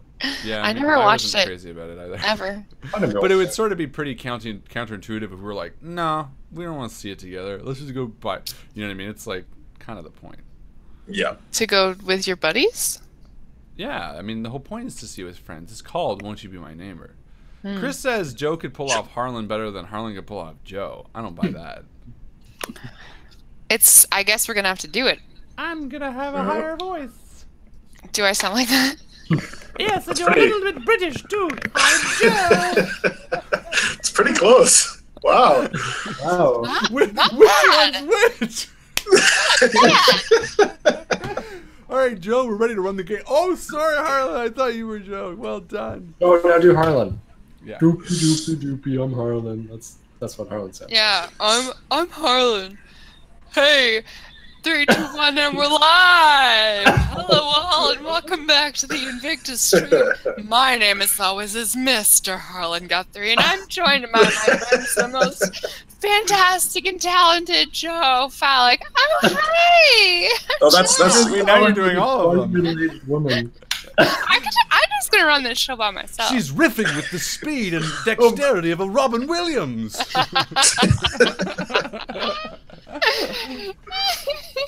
Oh, and then I remember that he's dead. Jesus Christ. Bummer. Chris and Harlan could be each other believably. Chris! Who am I now? We could be each other believably. Oh. Says who? Colin. Nah. Wow. Nobody's pointed out who I could be believably. Or the other way. I've noticed. Justin, you could be all of us believably. And I could be you. Just an observation. You can be me. I think that Harlan and Justin are the most similar because they've got the big, beefy beards. As opposed to what, Joe? We're handsome. You have kind of a shorter, trimmer beard. No, it's a patchy, poor man's beard. Apache. I never called you poor. Is it a patchy beard? And Justin and I are similarly in height. You're all very, very tall boys. We like the Tall boys. Yeah. It's going to be great to meet people at the Comic-Cons and whatever because I'm a very tall girl, but not as tall as them. No, in fact, didn't John already say, he's like, I know what the first thing I'm going to say to them is, wow, you're so tall. So cute. So we know. We're tall. Just 6'4" boys, and I'm a 5'9" girl. So I got some inches to make up here. The Invictuses are talls. That's what we have many genes. All right, should we hit this? Let's do this. Without further ado, I'm Joe, and let's play the game. No, to Joe for the game. Ruination. So, as Annam, a teen in a dark blue spandex suit, runs down this metallic hallway of a prison institution of some kind, followed closely by Yager, an alarm begins to ring. There's a klaxon noise and a red flashing light, very typical of a security alarm, begins to play over the intercom. So it is clear to all that the escape attempt has not been unnoticed. As we move past a couple of doors, Annam turns back to you as she's walking briskly. Okay, so this is the first door. I hope this works. And she pulls a couple of strips of plastic out of her pocket in her spandex. She pulls it out of some pocket. Ever have pockets? This one does. It's all a pocket. There are many. You're right. She just pulls it out. She reaches down her pants and pulls it out of somewhere. Like a 19-year-old at a club, she pulls her credit card out of her bra.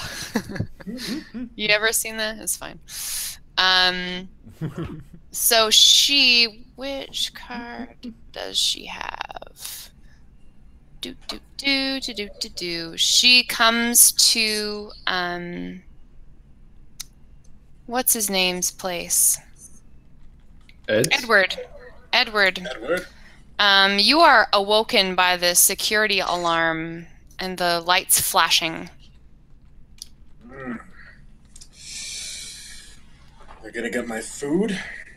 It's the food alarm. Is that what this means? And moments later, you hear beep as the door is buzzed open. And in the doorway, kind of distraught-looking Indian teenager is standing there, and she's in like this stretchy, like lycra outfit, and then like walking kind of clumsily behind her, this bigger, older dude who's like in the same uniform, like are they scrubs? What do they call them? Jumpsuit, as you are. Jumpsuits. Mm-hmm. And she's like, are you Edward? Yeah. Who are you? Okay. That's great. I'm Annam Varma. I'm from the CSGDP. The what? The CSGDP? Never heard of you. Okay. Is that like a government agency or something? Not quite. Almost. Close to it. God, if you're from the government, can you shut that alarm off? I'm trying to sleep. Do you wanna... I'm trying to rescue you. Where am I? Jesus Christ.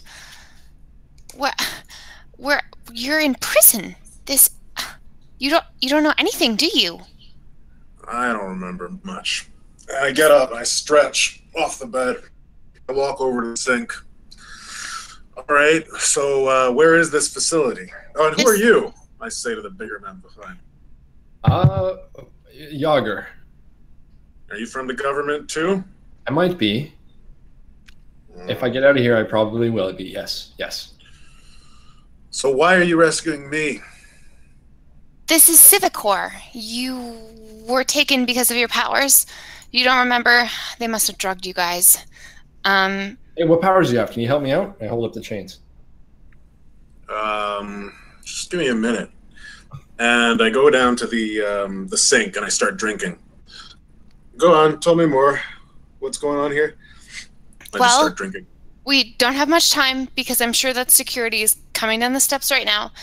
But I'm here to break out you and 2 other mutants.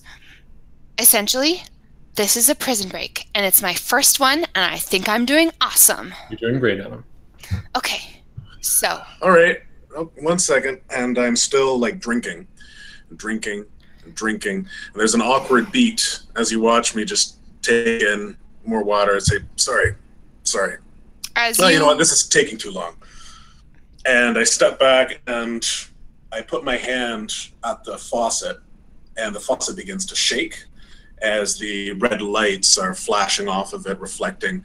The faucet eventually breaks off completely, and water begins to flow out from the faucet. But it goes straight in my hand. It begins to absorb around my hand and move around my body and create a big, like, swirling kind of puddle dress almost around me. And as the water continues to come, I just say, all right, where are we going? Freaky deaky. Okay.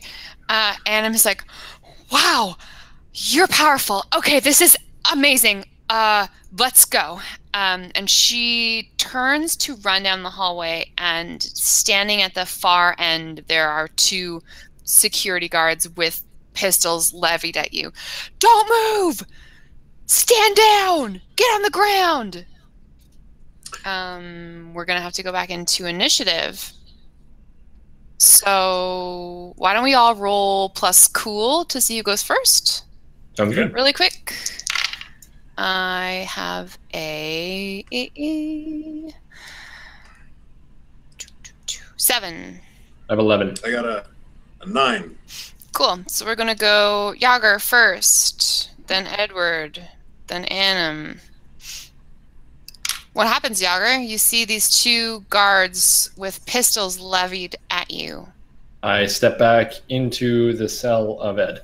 Okay. Is that everything you do? Yeah. Okay. The guards begin advancing down the hall towards us. Edward, what happens? I see this other guy going, and I say, what are you doing? As he goes into my room. And I turn back, and I reach out a hand towards the first guy, and I begin to try and extract the water from him. Ooh, spooky. So you're like sucking his moisture out of him. Moisture out of him. You are desiccating a man. Okay, roll plus weird. All right.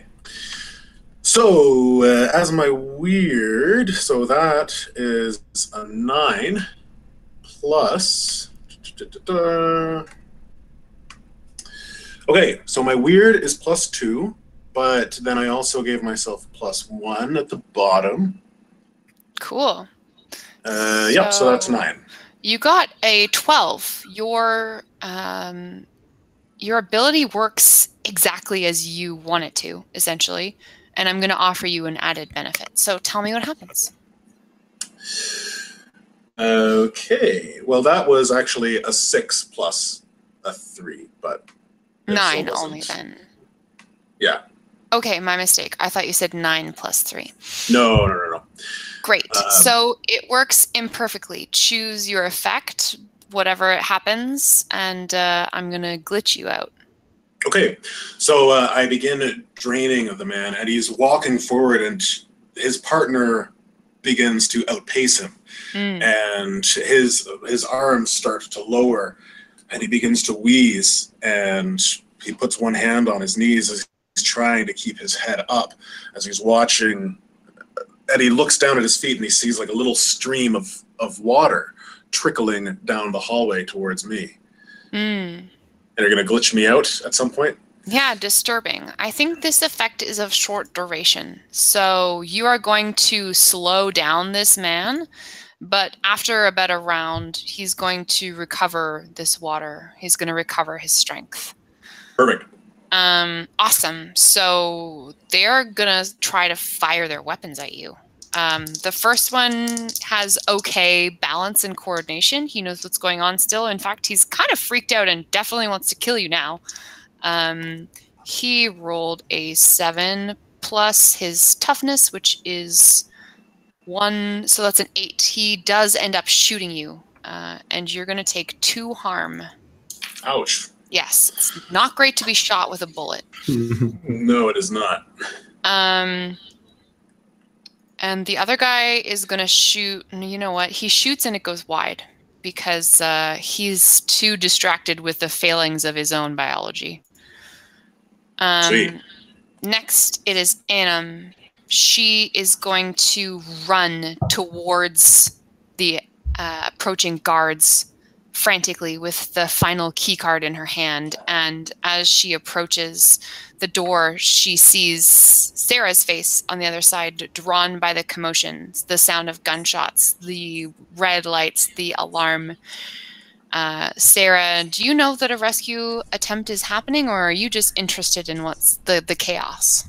Sarah's like eagerly at the window, like watching all this unfold, and she sees this like, you know, this big fucking guy like duck into the cell next to her, and she sees this, you know, other dude desiccate this fucking body right in front of her, and she sort of like looks at it like with a smirk, so angry at these people who have kept her there, and so she sort of like sits there like clicking her fingers on the glass, waiting for someone to let her out. And indeed, on Annam's turn, she runs up and she starts, like, she taps the key card on the door, nothing happens. And she's like, just 1 minute. And she starts going through her fanny pack that's what she's got on. She's got a fanny pack. She carries all her key cards in this fanny pack. It's in the future, and she has a fanny pack? Yes, because it's like extra retro space fanny pack. And as she's doing this, I'm going to try to read her mind. Great. Roll plus weird. With a 6, 7, 8. Yeah, you do so. I will say the ill effect is that she recognizes that you're reaching into her mind. What do you want to learn? As much as I can about her, why she's here, where the key is that she's looking for. I will say that you get to ask one question of me. That is something that you will learn. Does she... I don't know. Does she have any connection to this place other than, like, is she honest, I guess? Is she telling the truth, maybe? Yeah, you know that she has come here immediately from the CSGDP. Are you familiar with the organization? Yes. So you know she is definitely one of their agents, and you also know she's got backup waiting outside. Okay. At the end of her turn, she does finally manage to swipe you free, and the door opens. Why don't we... And Sarah sort of pops down, like, cracks her neck. She's like, fucking finally. We're going to slot you in after Annam, but the guards get to go first. So, again, this drained guard is still without his faculties. The second guard is going to fire again at Edward with a 7. So, again, Edward, you take another 2 damage. Not great. You are muted, Justin. So I didn't get to go that time. It was kind of a... Yep. So what happens is it goes good guys, bad guys, good guys, bad guys, good guys, bad guys. Right. Okay. Unfortunately. So you take another hit, beefy hit. Okay. And the other guy just does not get to fire his weapon at all. Sarah, it's your turn. What happens? I'm going to try to, from sort of the corner of my room, I'm going to read a bad situation. Okay, cool. So roll plus sharp. Yeah. So that gives me... Oh, these fucking rolls suck. You just have to roll better. Yeah, but these 6s... I don't like this dice system. Anyway, 5, 7. So again... It's just because you're rolling so bad. And you're doing such a bad job. I don't think I've ever really loved rolling 2 d6s. Did you roll a 7? Yeah. Okay, so you get to hold 1, which means you can ask one of the following questions under read a bad situation. And I'm going to say, what's the best way out? What's the best way out? Yeah, what's my best way out? Like, is it through these guards? Is there like a jail? Is there like a hole in the side? Is there like a laundry chute that we can dive down? The best way out of your cell is through the door that was just opened for you. No, I mean like the best way out of the basement is through the stairs up to the ground floor. That the guards are in front of? Yes, I will also say that you recognize that across the hallway there are a number of doors that are unopened, but through their pane glass you recognize them as a series of prison facilities, a science lab, a prison bathroom. Okay. Well then, so I would have seen this anyway then, so it's sort of a waste of a question. Because if I only see one set of stairs, there's no other way I would have seen anything out, right? Would you like to ask a different question? Yeah, I would. Sorry. I didn't realize that there was just the stairs. I will say, what are there any dangers that we haven't noticed? I'll go with that. Are there any dangers you haven't noticed? Besides the guys firing at us, I guess. I mean, you definitely notice the alarm that's happening. Mm-hmm. I will say that you may or may not have noticed that this will probably bring a lot of attention down on you pretty quickly. Okay. That's useful. Additionally, we have some XP spending happening. Colin would like to use one of his XP to heal Justin. Nice. Hey! Why don't you roll a d4 for me, Justin, and you can recoup that many hit points, courtesy of our friend Colin. Nice job. Very nice, Colin. Thank you very much. Thank you, Colin. Four. Oh! Nice. So the blood is leaving my body, and I realized that I can do something about this. I've actually never been shot before, but I can control water, so I just hold it there and it clots very quickly. And it's not in very bad spots, I guess. Awesome. Yeah, you kind of like regain your composure and realize the situation, and you act accordingly. Very good. Again, thank you very much, Colin. Thank you, Colin. Awesome. It is back to the top of the order. Yager, what happens?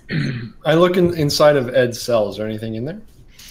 It's the same exact cell as what you were afforded. So security camera, bucket, sink, cot. Broken faucet. Okay, I'm going to rip the sink off the wall and just try to run in the hall and huck it at them.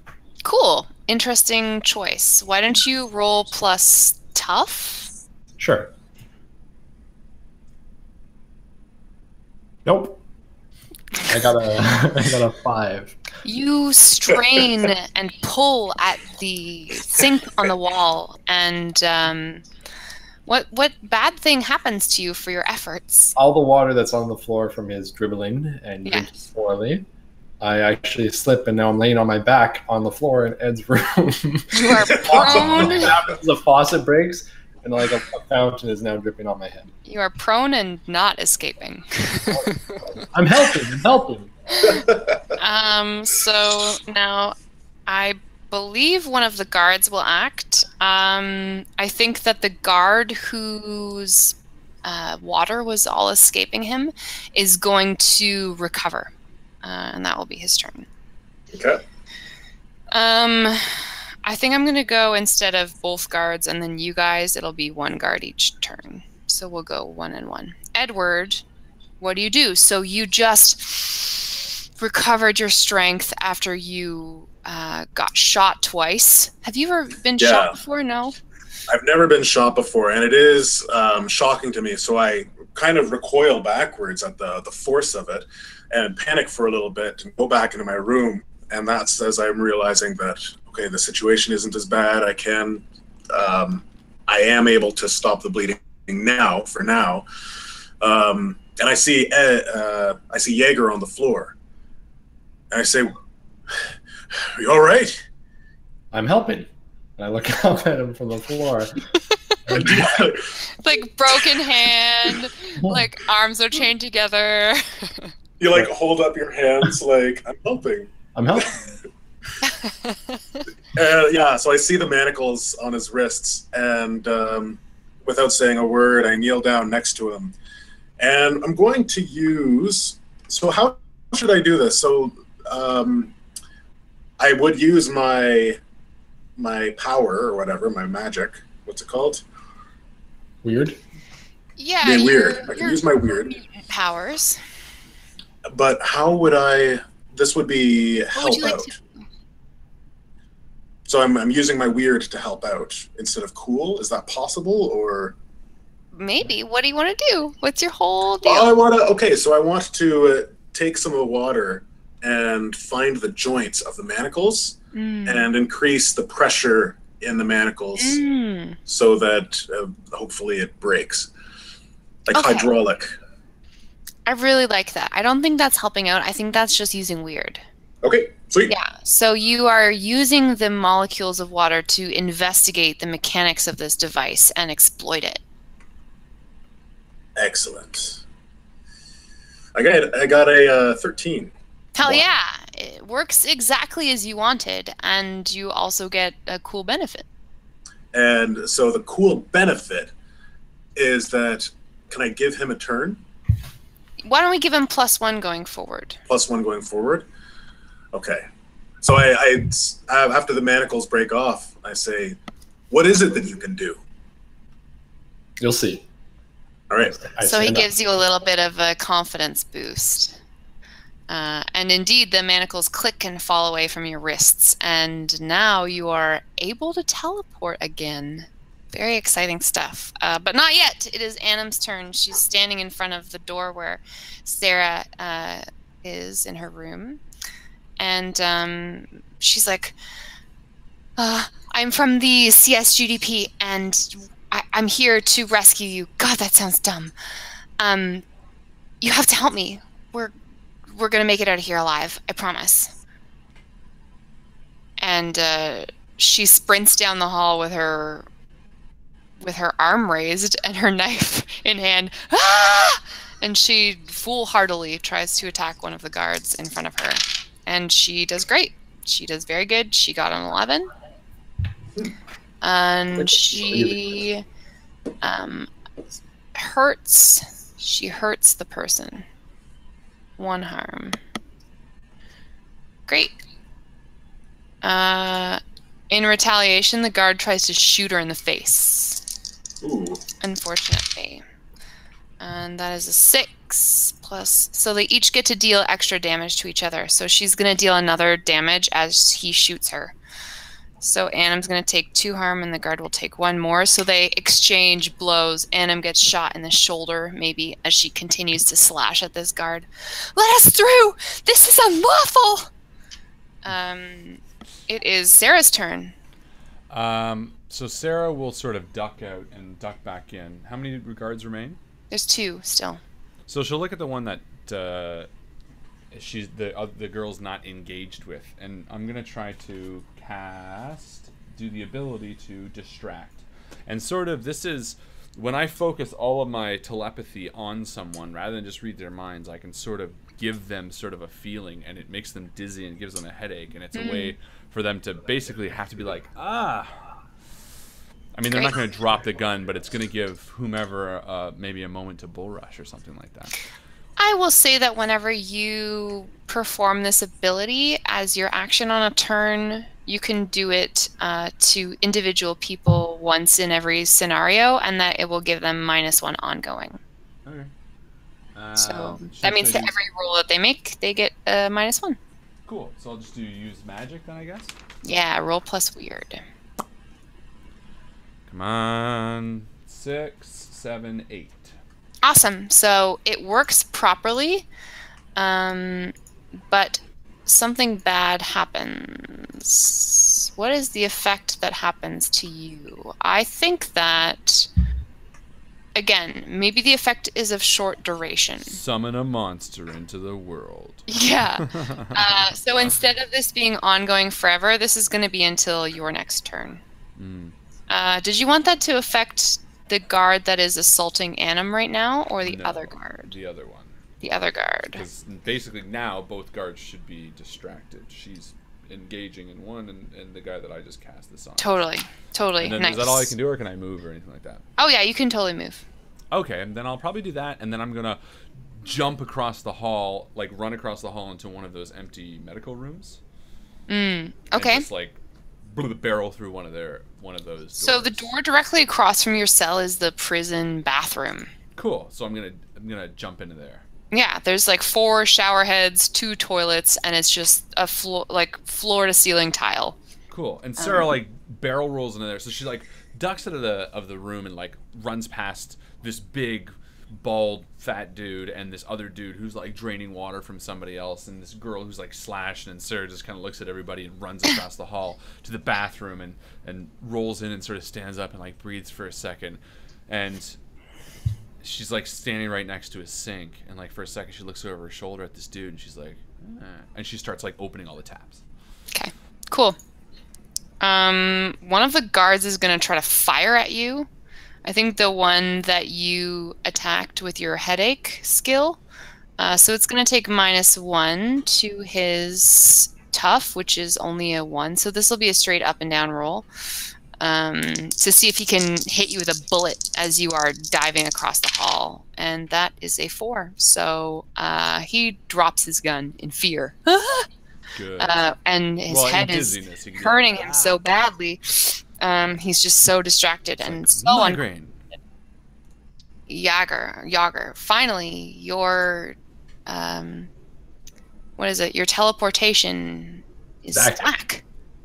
I walk over to the wall, kind of smiling, happy, and I walk up to the wall and I measure. I walk to the wall with my arm at a 90-degree angle and see the distance between the wall and me. I nod. I look around the corner, and I want to teleport behind the guy and instantly teleport back with me holding the guy that distance in the wall. Amazing. So your power allows you to touch up to one other person and move them with you. Yeah.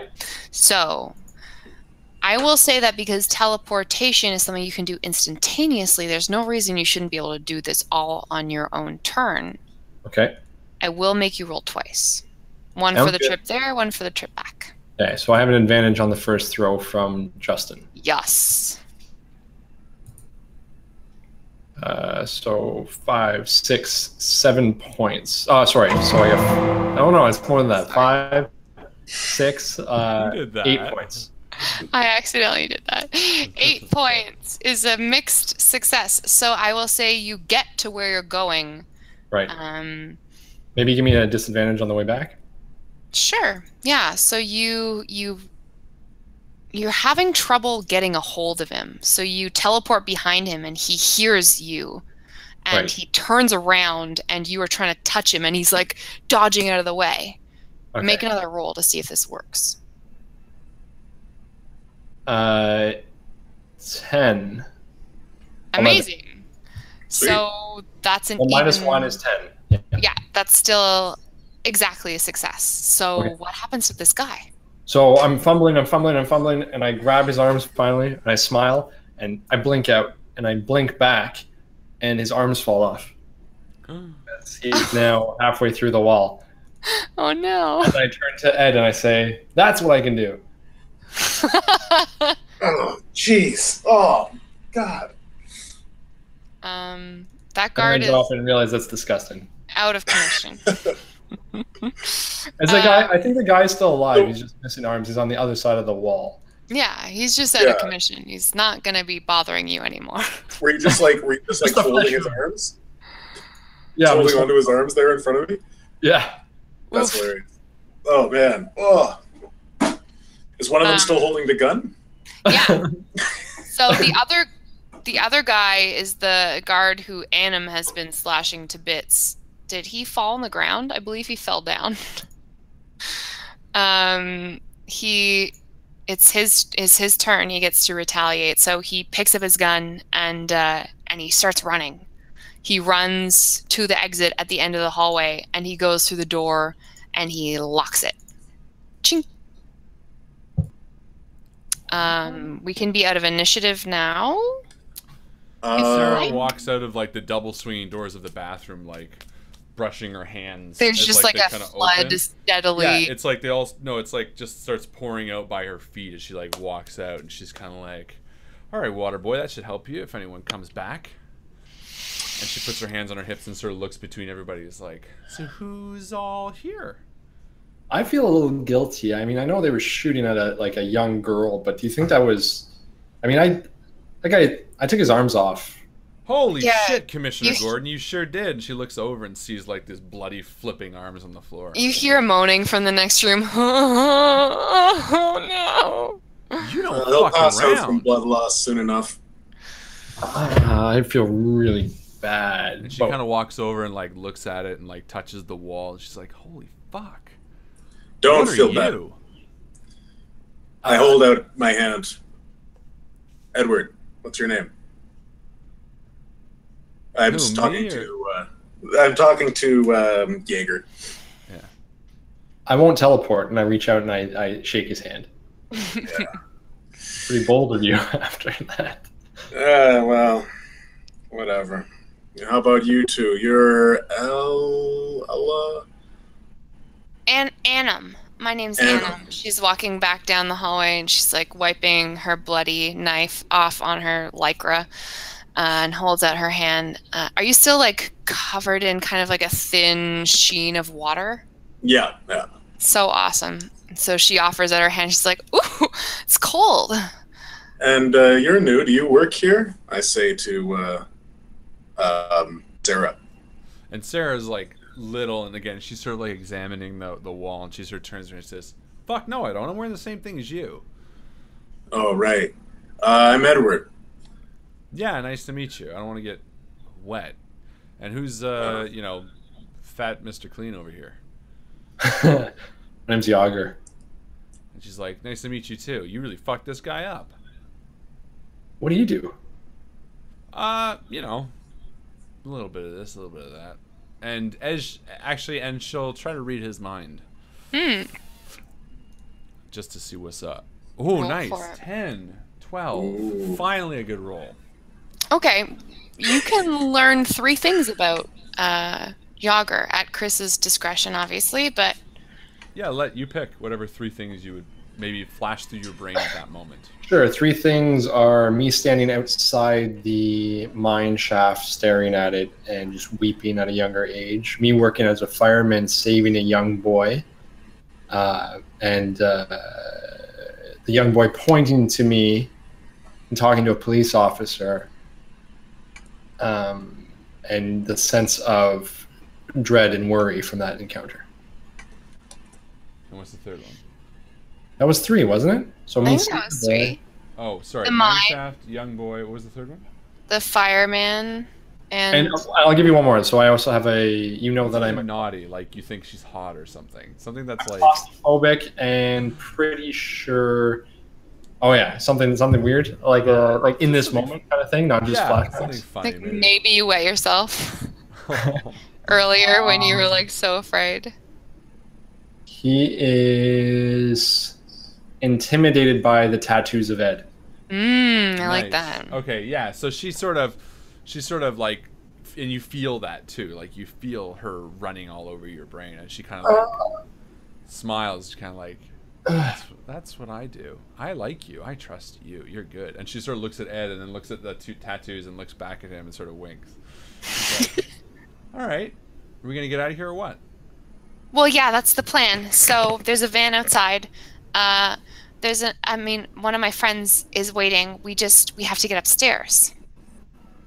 And I only have those key cards, so I'm all out of ideas, unfortunately. I can phase through solid objects. It takes me a little bit of time and effort, but that can be helpful, maybe? Yeah, you could go through the wall. I can't teleport to places I don't know where we are, and I can only go a certain distance. So I don't want you guys to end up like Stumpy over there. Ugh. I can collect water, I say. I'm like dripping, just covered in water. You're There's like like a rain barrel. Kind of I like can a shoot it, rivulet. too. Coming from the bathroom across the hallway and down a bit, there's like a small river now forming, and you seem to just kind of unconsciously be like drawing this water towards you. Ed, can't you do the thing you did with my manacles to the door? Yeah, I could do that. And I begin walking. Where's the door? Is it up the stairs? No, there's a doorway. There's a couple doorways along the left side of the hallway. One Sure. towards the labs, one towards the bathroom, which is open right now, and the final one you would presume leads out. And Sarah's looking around on the floor and says, we should really stop that first. And she points to the klaxon that's wailing. And she's kind of like, is there any way we can kind of... There's cameras obviously in this hallway and everything. Oh yeah. So they know what's up. So maybe it's just moving quick then. Let's turn that off. And I'm going to do an investigate roll. Cool. You want good to read idea. a bad situation? I want to figure out where the klaxon could be turned off. So that could be what happened. Sorry, investigate a mystery. I mean, I guess. I don't know. How would I figure out? I would probably call roll plus sharp, and you get to add 1 or 3 questions depending on how well you succeed. Okay, so we got 7, 8, 9. Cool. So you can ask 1 question. And can it be where would the klaxon be turned off, or where's the control? Oh, I think there's a list, isn't there? There is a list. So Yeah. None of these really apply. pertain to the situation right now because Even if a lot of there's, like, them a are map. about hunting monsters. Yeah, if there's like or a read a map, bad situation. yeah. You would presume that there's some kind of control desk. Yeah. You were unconscious when you were brought down into the prison level. But yeah, sure, you find a fire evacuation map, Perfect. we'll say. And you're able to identify a control desk that's upstairs. This seems to be a 2-story building. You are on the basement level. And Sarah sort of points at it and reads through and says, "Okay, I'm gonna make my way to the control desk, and I'm gonna turn off this fucking klaxon. That should give us a little bit of at least time, so they're not coming down on us." Okay, you that guys sounds like a good idea. Should we all move together? Yeah, let's do that. Sure. Can you it's open just this like- door? Oh. Yeah. Right at the door. Oh, yeah, yeah. And I walk up to the door, and I place my hands on it's just like a regular bolt lock. No, it's like a high-tech version. It's the kind that you need to just like press a key card to and electrically stimulates the opening mechanism of the lock. Oh, it's I see. not Okay. mechanical, it's electrical. I see. I'm not actually sure if I can open this door. Yeah, I don't know if you can. But Well, I will let me say think about What it. about your big boy over here? And I turn to the other guy and I'm like, "Hey, what was it? Jaeger? Yager. Well, why don't you zap through this and see what's on the other side?" I could. Is there a window through the door? there is. Ah, absolutely. I look through the window, and I want to teleport just to the other side. Great. You should roll a weird. 4, 5, 6. So we'll fail. Ooh. You fail. I will say that means that you succeed in teleporting to the other side of the door, and you realize that you are being immediately menaced by that same guard who has his weapon drawn. He tries to shoot you. Okay. That is a 9, plus 1 is a 10, which means you will take 2 damage. Okay. Yes. And I hear the gunfire and run over to the open window, and I kind of see this guard that just fired at him, and I'm going to do something at him. What do you want to do? I don't know. I guess I can't do any like damage with my reading minds, can I? Well, I never took my I think you should be telepathic like Xavier is. like do something like that, right? Where you can Totally. control Why us. not? Giving You can be one very new move- suggestive. Let's create one new move from scratch. Does that mean like anything? Yeah, so I'm not sure if you saw these. The cheat I sheet. had a great I've time been to look going at on it. all these cheat sheets. Yes. Yes. I just sent you a link towards examples of characters in this game where saw they these, have lots yeah. of different moves. So that gives you Oh, an I see. example of different moves that you can invent for yourself. I didn't see any. Well, where are the moves? Are these all moves? Well, there's a title and it says moves. I gotcha. Artifact crew, deal with the devil. Okay. Do you know what I mean? It's like pretty varied. As long as it's not OP. I'm just thinking of something that's more attack based that can just maybe I don't know. Why don't we call it like Psychic Blast? And then we'll That's so say, D&D. whatever, dude. Mind. Do a suggestion. Call it Mind Freak. Suggestion. Suggestion. I like that. And You like can, like- maybe I can like change But what it's they for- see or something. Is it for you wanted to damage someone? That's good. Yeah, it doesn't have to overtly damage. It just has to like. Do you want to Psycho- influence someone, or do you want to deal damage? Like a trauma, like create like Yeah, like psychological damage, maybe. psychological trauma. That'd be kind of cool. Like an implant of memory or something. Ooh. It's like really detailed. If I was like, all of a sudden, you picture your child like dying in front of you, and you're like, oh, ah. Whoa. Okay. Pretty dark. I mean, I think it's just basically going to be a roll plus weird. And maybe if it fails, something similar impacts you in a traumatic way. Yeah. So you know what? I'll just go. You're right. We'll go psychic blast type stuff, straight damage, and you know it will basically just be like a punch to your brain. Like it'll be like a hurt type. We'll call it mind punch. Call it mind puncher, and it's gonna be 8, 9, 10 to mind punch. You punched his brain. And so I see him fire, and I run over to the window, and I'm like, oh, because Yager's like the only person that I have seen so far, and I get really angry, and like the guy's brain literally just kind of like bumps for a second, and like blood starts trickling from his nose as he like feels like this crack through his entire brain, just like do damage to him. I just picture this like the brain being like pushed against the side of the Whoa. belt. Very Ren and Stimpy. Oh, I like that. I see the blood running from the guy's nose, and I want to try to pull on the blood and see if it pulls more blood. Good call. Oh, gross. Okay. Draw the booger out. I will say that as Sarah enacts her mind punch, and the man is so perfectly affected by the mind punch, he both takes 1 harm and is also drops to his knees and is unable to retaliate. So as his blood starts trickling from his nose, this man is on his knees, and Edward sees his opportunity. Roll plus weird, Justin. Okay.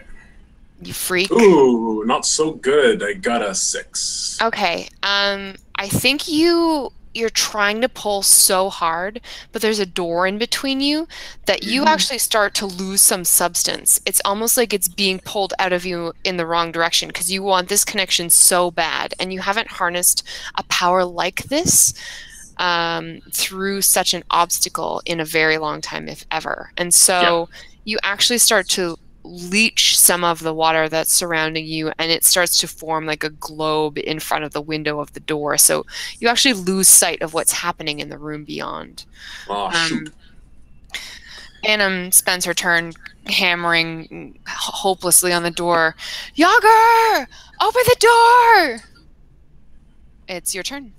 Can I just open the door from this side? You cannot. Okay. It's a key card. Does he have it on him? He does indeed. Hanging from his neck?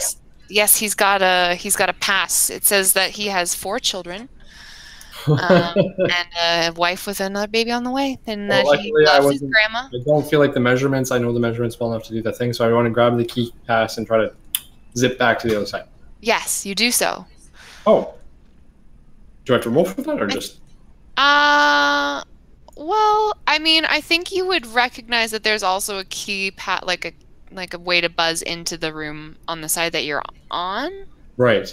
That you could just use that. Okay, so want it? I will do that then. Mm-hmm. So you do, and the door swooshes open. Very sci-fi prison doors. As I'm holding my wound. Yes. What happens next? The guard is basically incapacitated at this point. He's 1 harm away from death. So he's like on the floor, cowering away from us. This being the second, apart from Armless Boy, that we've already encountered. Sarah walks up because she was like right against the door, and she like the minute it opens, she like walks over and just kicks him really fucking hard in the face. Jesus. Oh. Nice. He has a family. So what? So do I. So do you. So does. There's a baby on the way. So He shot what? me twice. Yeah, he shot him twice. He shot you, and she kicks him again. She's like, this fucker is working for these creeps. He's I like don't know about sniffling. you, but I woke Don't up hurt me! Don't hurt me! and she like bends down, like grabs me, like, I'll hurt you. And she's like so little. She's right. It's kind of like almost funny. She's like, I'll hurt you good. I'll How the fuck do we get out of grab here? her by the shoulders and I lift her up. Yeah, she's just like, get off me! Get off me! What are you doing? You like move her aside. She's like, I woke up in the middle of fucking nowhere. I don't know about you guys, but the last thing I remember was being put into a dark corner of some casino, and I woke up here. I don't like waking up in strange places. We turned off the alarm yet? No. No. It is still going. In front of us all now that we are in a room that is not a metal hallway, there is a desk behind which there is a rolly office chair on which there is sitting nobody, behind which there is a security guard who is cowering. There are 3 doors leading out of this room, one which clearly leads to the stairwell. If that's clear. Let's walk past. Yeah. The security guard that's cowering is a different one than the one we just... No, that's the one. Sarah just kicked in the face. That's That is the one. Yep. Oh, okay. So I'm going to step down to him and kneel in front of him as Jaeger is restraining Sarah. And I'm just going to tilt my head and my damp hair just kind of hang softly beside my tattooed face. And I say, you're going to show us how to turn off the alarm. And then you're going to turn off the alarm. What do you mean? What? I thought that was pretty clear. You're going to turn off the alarm. Got it. Yeah. You got it, Jaeger? Okay, Jaeger got it. Oh, okay. All right, let me help you up. And I lift him up. Oh, God. Ow. Ow. Yeah. It's just pain. Come on. And I push him towards the security room. Okay. And as you lift him, Sarah's like behind you, like pretending to be like, yeah, I'll hit you again. But she's just like bouncing behind the 2 statuesque type people. So essentially we have a cognizant shield, a body shield. As we swipe the key card into the stairwell, we hear the klaxon continue as we all ascend the stairs together and enter a narrow hallway beyond which there are 2 doors leading out. The security guard sort of gestures meekly, it's this way. It's this way. All right. And I keep holding him in front. As we all leave the stairwell through the door that the security guard indicated, we are greeted with 3 armed guards. They do not have pistols. They do have rifles pointed at us. Did we lose our meat shield? Did we not bring him with us? No, he's right got there. him. He's right in front. And they're like, drop your weapons! Get down! I'm not holding a weapon. Very aggressively with their Can weapons. we duck back around the corner from where we just came from? We definitely can. I'm going to do that. We are not engaged yet. So we all retreat back into the hallway. Put down your rifles. Guys. You monsters! What the fuck? What are you calling monsters? You had us locked up. That's right. And they're like, if you surrender, we won't have to kill you. If you surrender, we're going to kill you so bad. Are we going to kill him? I mean, we don't have to kill him. I don't want to kill them. I don't really We should care. kill them. I just want to get out of here. Let's just kill them. And get out of here. It's easier that way. Get They down on don't the chase ground. us. And Sarah turns to the guy you're holding, and she's like, what's the deal here? Should we kill these guys? Is there something like, we can say to them? No, don't Why kill not? them. Oh, are these friends of yours? Can you pull rank on them? What? No. Do you know anything about them? No, I just don't want any killing there. You don't know any of these guys? No. God damn it. You do a lot of crying for a... So she's like, do it myself, and she leans out just a little bit and sees if she can read their minds. They're bad guys. Yeah, my hope was to be like, from this dude, and then like... It's like them planting trees and volunteering at the... Exactly. 11. Okay, you Rolling on can point finally. you can learn 1 thing each about the 3 of them, or Oh, learn 3 things amazing. about 1 dude. No, I want 1 thing each from from the three of them. Okay. What do you want to know? What? So they're something deep and dark and secretive. Deep and dark and secretive. If any of them are having an affair, if any of them have like with each other, dirty kinks, anything that would get them fired, anything that would be exploitable. And this is something that Sarah has done since she was 9.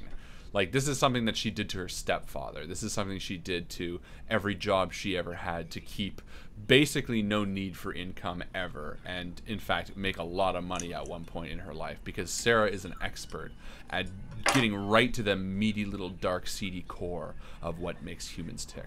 I like Justin's suggestion, honestly, that one of them is having an affair with one of his colleagues who is standing shoulder to shoulder with him, also with a rifle. So we have a liaison here, a coworker fraternization situation. And the other one loves the other guy. And what's it? And the other one is in love it's a love triangle between the three of them. Yes. Could you imagine? Yes, and it's HR would have a field day. Is that actually what I learned? Yeah, why not? Actually, what I learned. Is that too silly? Well, it is, but whatever. I'll lean out and I'll say it. I'll be like, listen, Mac, buddy, whatever their names are. I know them. John, Mac, and Sam. Yeah, Mac is like, well, what? And I'm like, Mac, I know you and Sam are sleeping together. Shut up. I don't think you know that John is also in love with you, Sam. Shut your mouth. You shut your lying mouth, bitch. Now you look at each other and you tell me if I'm lying or not. And they share a look. This is not the time, John. You shut up, Mac. And I say, boys, that's not even half of what I know about each and every one of you. I know so much more. I suggest right now that you drop your weapons or get out of there. Or what I am going to do is I'm going to shoot Mac right through the fucking head. And then you and Sam are going to be pretty damn sad because you both love him very much. She's lying. Kill the bitch. Why did you want this? What was your intended effect? I don't know. I just kind of wanted to stir things up. It worked. No one's crying. Angry. I mean, ultimately, the information wasn't really exploitable because it's not like any of them has. They're all three of them are in together now. It's sort of like the best way to do it. It's kind of like, I know all three of you robbed the same bank. They're like, oh yeah, we did. Well, now we're all in it. Let's do you this. also recognize while you are peeking your head around the corner that this is the room that has the control terminal that you saw downstairs. It is directly behind the 3 men with the rifles who are crying and accusing each other of they're distracted. Right. They're distracted. I'm gonna want to jump over there to teleport behind them. Totally. Okay, do it. Yeah, that was what we were doing. It was a distraction. Yeah, distraction. I do want to think behind. I was thinking turn off the alarm. There's a lot of good that will do. Why don't we give you +1 for the distraction that Sarah afforded you? Okay, I'll just slam their heads together. Yeah, that's just violence. So I'll just teleport behind them and then knock their heads like coconuts. Yeah, do it. That's fun. All right. Teleport. Yep. Well, I got to roll. That's what we're doing. Yeah, you do. All right, sorry. Oh, that was easy. I did it.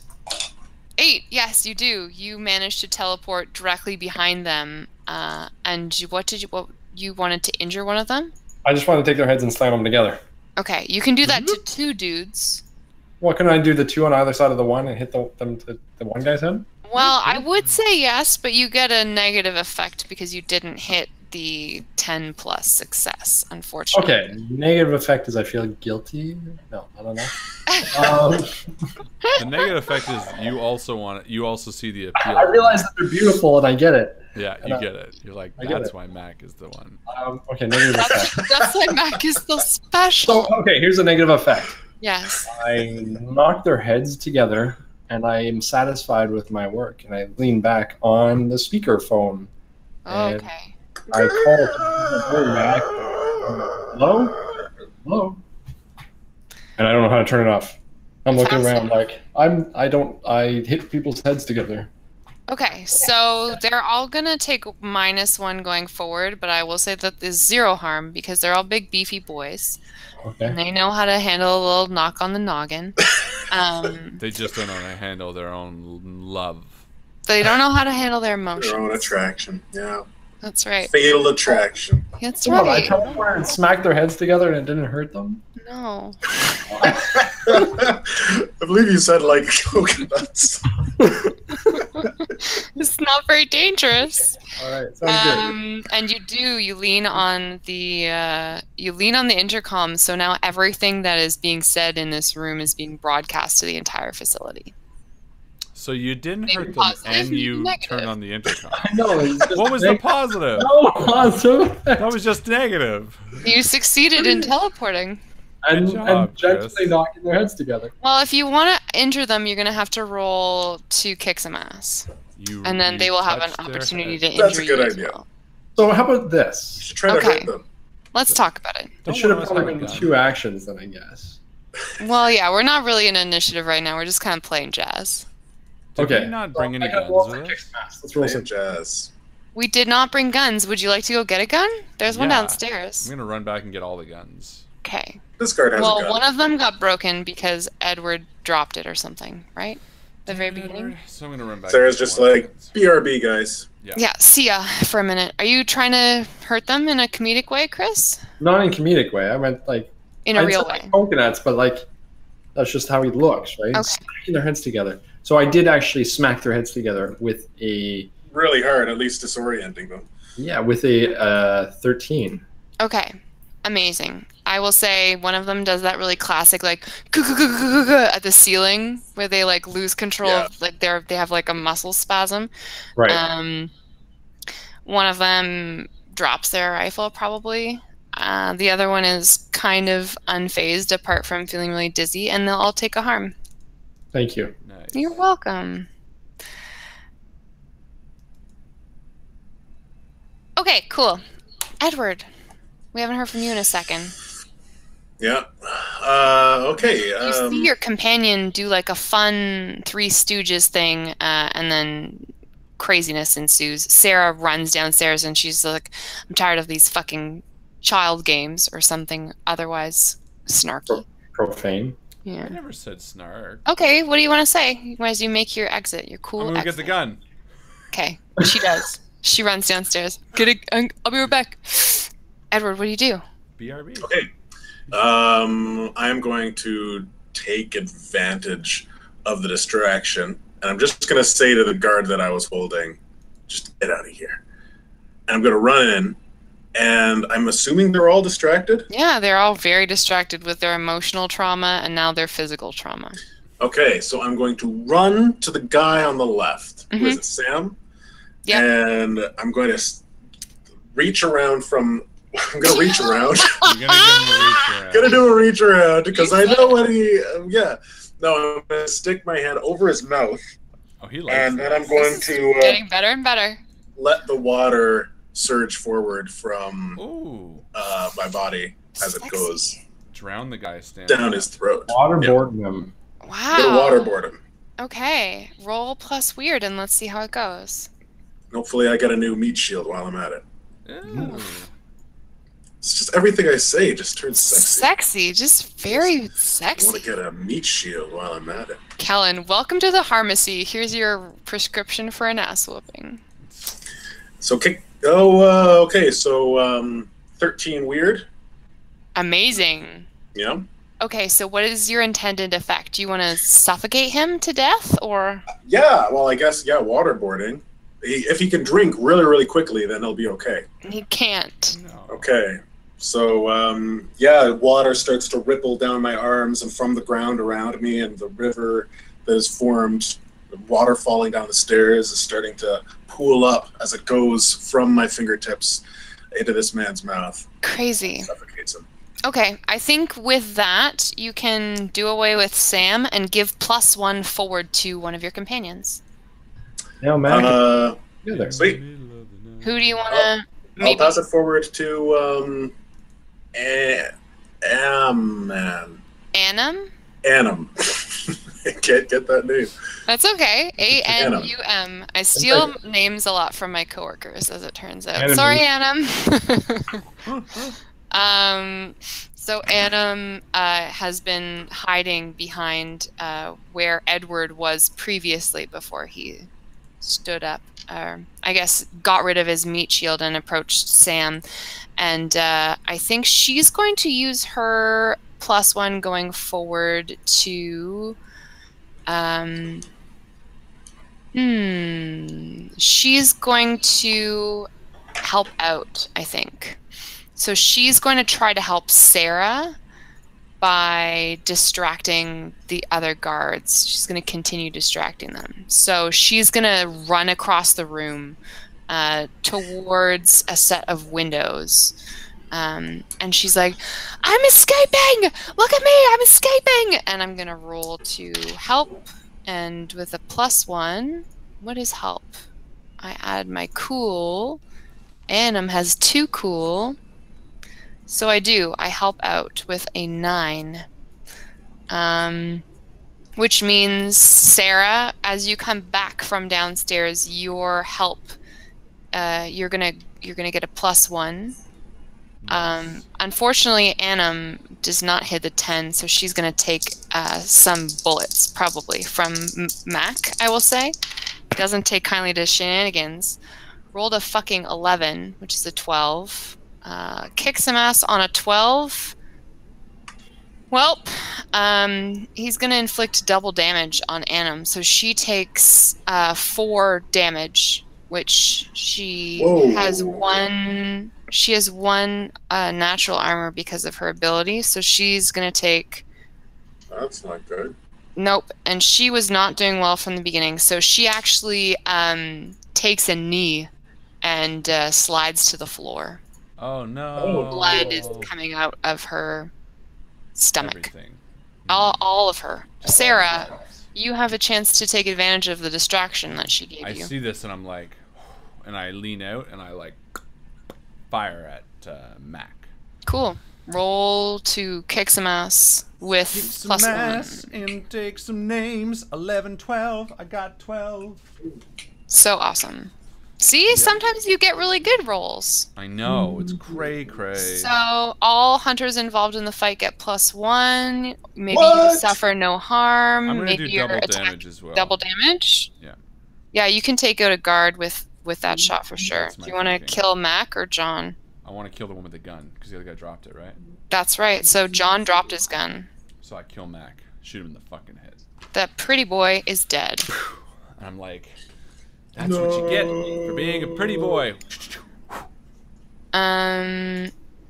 Finally, Yager, it's your turn again. I'm picturing us we're in like some sort of control room or something. Is there like monitors showing different locations? Yes. I look for the infirmary as a firefighter. I look to Annam and I pick her up, and I look for the infirmary and I want to teleport there. Yeah, cool.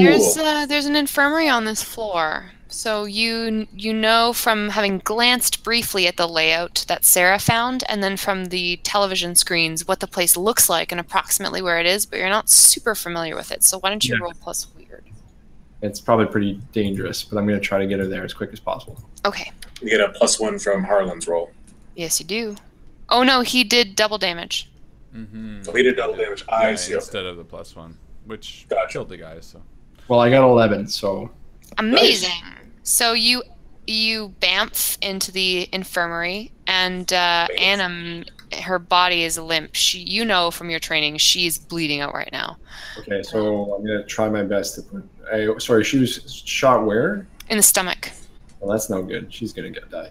But I'm gonna try my best to put pressure and keep applying stuff and see what I can do to help her at least. Yeah, as her eyes start to flicker closed, she's like, Maurice is in the van. He can heal people. That's his ability. Okay. I'll get you there. Just hang on. But you're buying her time right now, putting pressure on the wound, applying some bandages, maybe some painkillers. I'm imagining some like morphine. Well, morphine's not good, I think. Video game version of healing people. Like, here, have some aspirin. Well, it's the future. Fine. It's the future too, right? So there's more. They got future stuff. Future stuff. Cool. There's one guard left, John. He picks up his rifle and backs himself into a corner. Don't fucking come any closer! Don't! Just get down right now! Yager, you have your arms wrapped around this man who you just murdered. Oh, Edward. I'm sorry, Edward, you have your arms wrapped around this man who you just murdered with water. Yeah. What do you want to do? Put down the gun, John. Put it down. Why don't you roll to manipulate someone? We don't need any more bloodshed or drownings. So you're rolling plus charm. Yeah, I'm not very charming. That's okay. Maybe you are right now. 6. Okay, it doesn't work. He's like, maybe if we didn't need more drownings, then you shouldn't have drowned someone, you fucking monster. Well, maybe... Stay away from me. You shouldn't have captured us and kept us in cages. I'm just doing my job. Well, you should have picked another job. What happens now? Best Buy was hiring.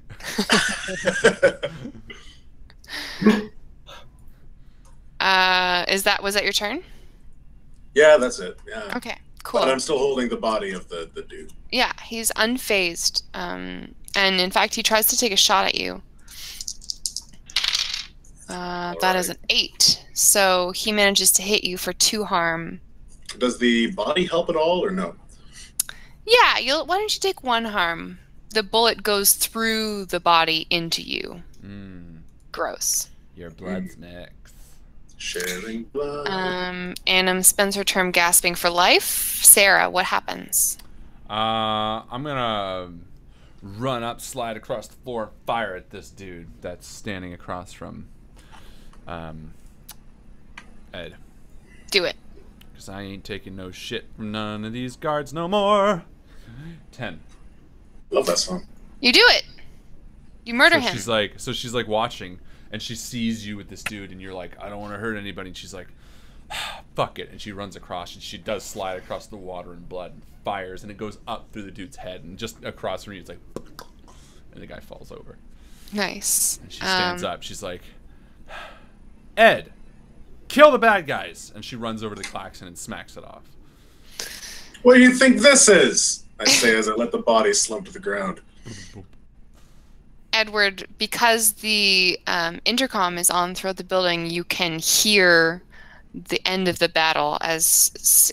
Yager, because the intercom is on, you can hear Ed and Sarah exchange niceties at the end of the battle. The final gunshots ring out. You are holding get in here! Sarah, help! And she switches off the intercom and runs into the room. She's like, what's wrong? I opened my eyes widely in exasperation as Anna was bleeding out. She said there's a guy named Maurice or something with a van that can heal. That's his power. We got to get her there. And she looks at the body, and she looks at Jaeger, and she kind of looks at the door, and she's like, all right, well, let's go. Just a second. Ed's at the sink, just holding his hands under the tap. Not exactly time to wash your hands there, Ed.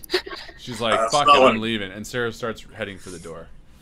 And I just take the faucet off again and just let the water flow and create a river behind me. Just replenishing all of your good juice. It's more efficient if I just do it with my hands, but... Yeah. Electrolytes? Like, you seem like you're going to be unbalanced. Yeah, you're going to need some salt and, like, potassium and stuff. So that's true. The 4 of us, or the 3 of you plus Annam's unconscious body, make your way out through the front door of this facility. It seems like a lot of the people who were here have made their way out because of the prisoner escape alarm. As per their safety protocols, you don't see any scientists, no Dr. Michael. And across the street from the facility, which has a Civic Corps logo emblazoned above the front doors, you see a white van idling, and there's a man in the front seat. And as he sees you, he's like, starts honking his horn. Honk, honk, honk, honk, honk. That's got to be him. Sarah runs over to it and pulls open the side of the van. She's like, "Come on, let's get the fuck out of here." Hurry, hurry! And she looks back to Civic Corp and gives it the middle finger. And as she climbs in, she's like, "I'm gonna find that Dr. Mike. I'm gonna kill that guy one day." She's like muttering to herself. Who's Dr. Mike? None of your business. Let's drive. And we do. We make our escape from the prison, and as we drive, Maurice reaches a hand into the back seat, and you see color start to come back into Anim's face, and the wound in her stomach begins to knit, and Maurice behind the wheel kind of clutches the steering wheel a little bit too hard, and you hear a creak of the vinyl and the steel underneath. But Anim recovers, and she lapses into kind of a comfortable doze. It seems like maybe she's going to be okay. And Maurice is like, "Oh, well, that was tough, I guess. You three must have had quite the time coming out of there." Yeah, just a bit. Next time, don't send one person in with a knife. I can't phase like she can, I'm sorry. Give the girl a gun or a nuke. Or blow up the building. She chose the knife. You can just Where are you taking us? Well, I thought I would take you to the HQ. CSGDP. I'm sure you've heard of them. No. No? It's underground society. You'll learn more when we get there, but it's the Canadian Society for Genetically Diverse People. There's been Is it actually underground? Well, no. I mean, there's an underground parking lot, but you'll see when we get there. Oh, okay. Just a clever name. Well, I don't know what it is, but if I get a chance to hit back those fucking people that took us for no reason, I'm in. Because those fuckers deserve to go down, and go down hard. I hold Anim's head, and I open my window and lean out and look up at the stars. The end! Ladies and gentlemen, that was Ruination. Thank you so much for hanging out with us tonight and playing along. That was so much fun. Thank you to Joe for running such an awesome superhero game for us, and to Chris and Justin and myself for participating in said game, and for you guys to watch with us. It is always so fun to Super. But it's not over till we do Endgame XP. Who do you guys think deserves, besides Dr. Michael Murderface, MVP? I mean, Endgame post. Endgame XP. What do we call this? Endgame. Endgame XP, right? That's right. Yeah. Endgame. Endgame. Who should win? Good question. Rin did say I'm more handsome than Mr. Cavill, so that's Hey, you know, that might be just enough to make it. You know what? Rin wins XP tonight. Yay! That's all it takes. Ladies and gentlemen, thank you so much for hanging out with us. We are going to see you next Wednesday night for another fantastic game. Hope you have a fantastic weekend, a fantastic evening, and as my friend Chris always likes to say, we'll see you around the table. We'll see you around the table, guys. Good night. Good night. Yeah.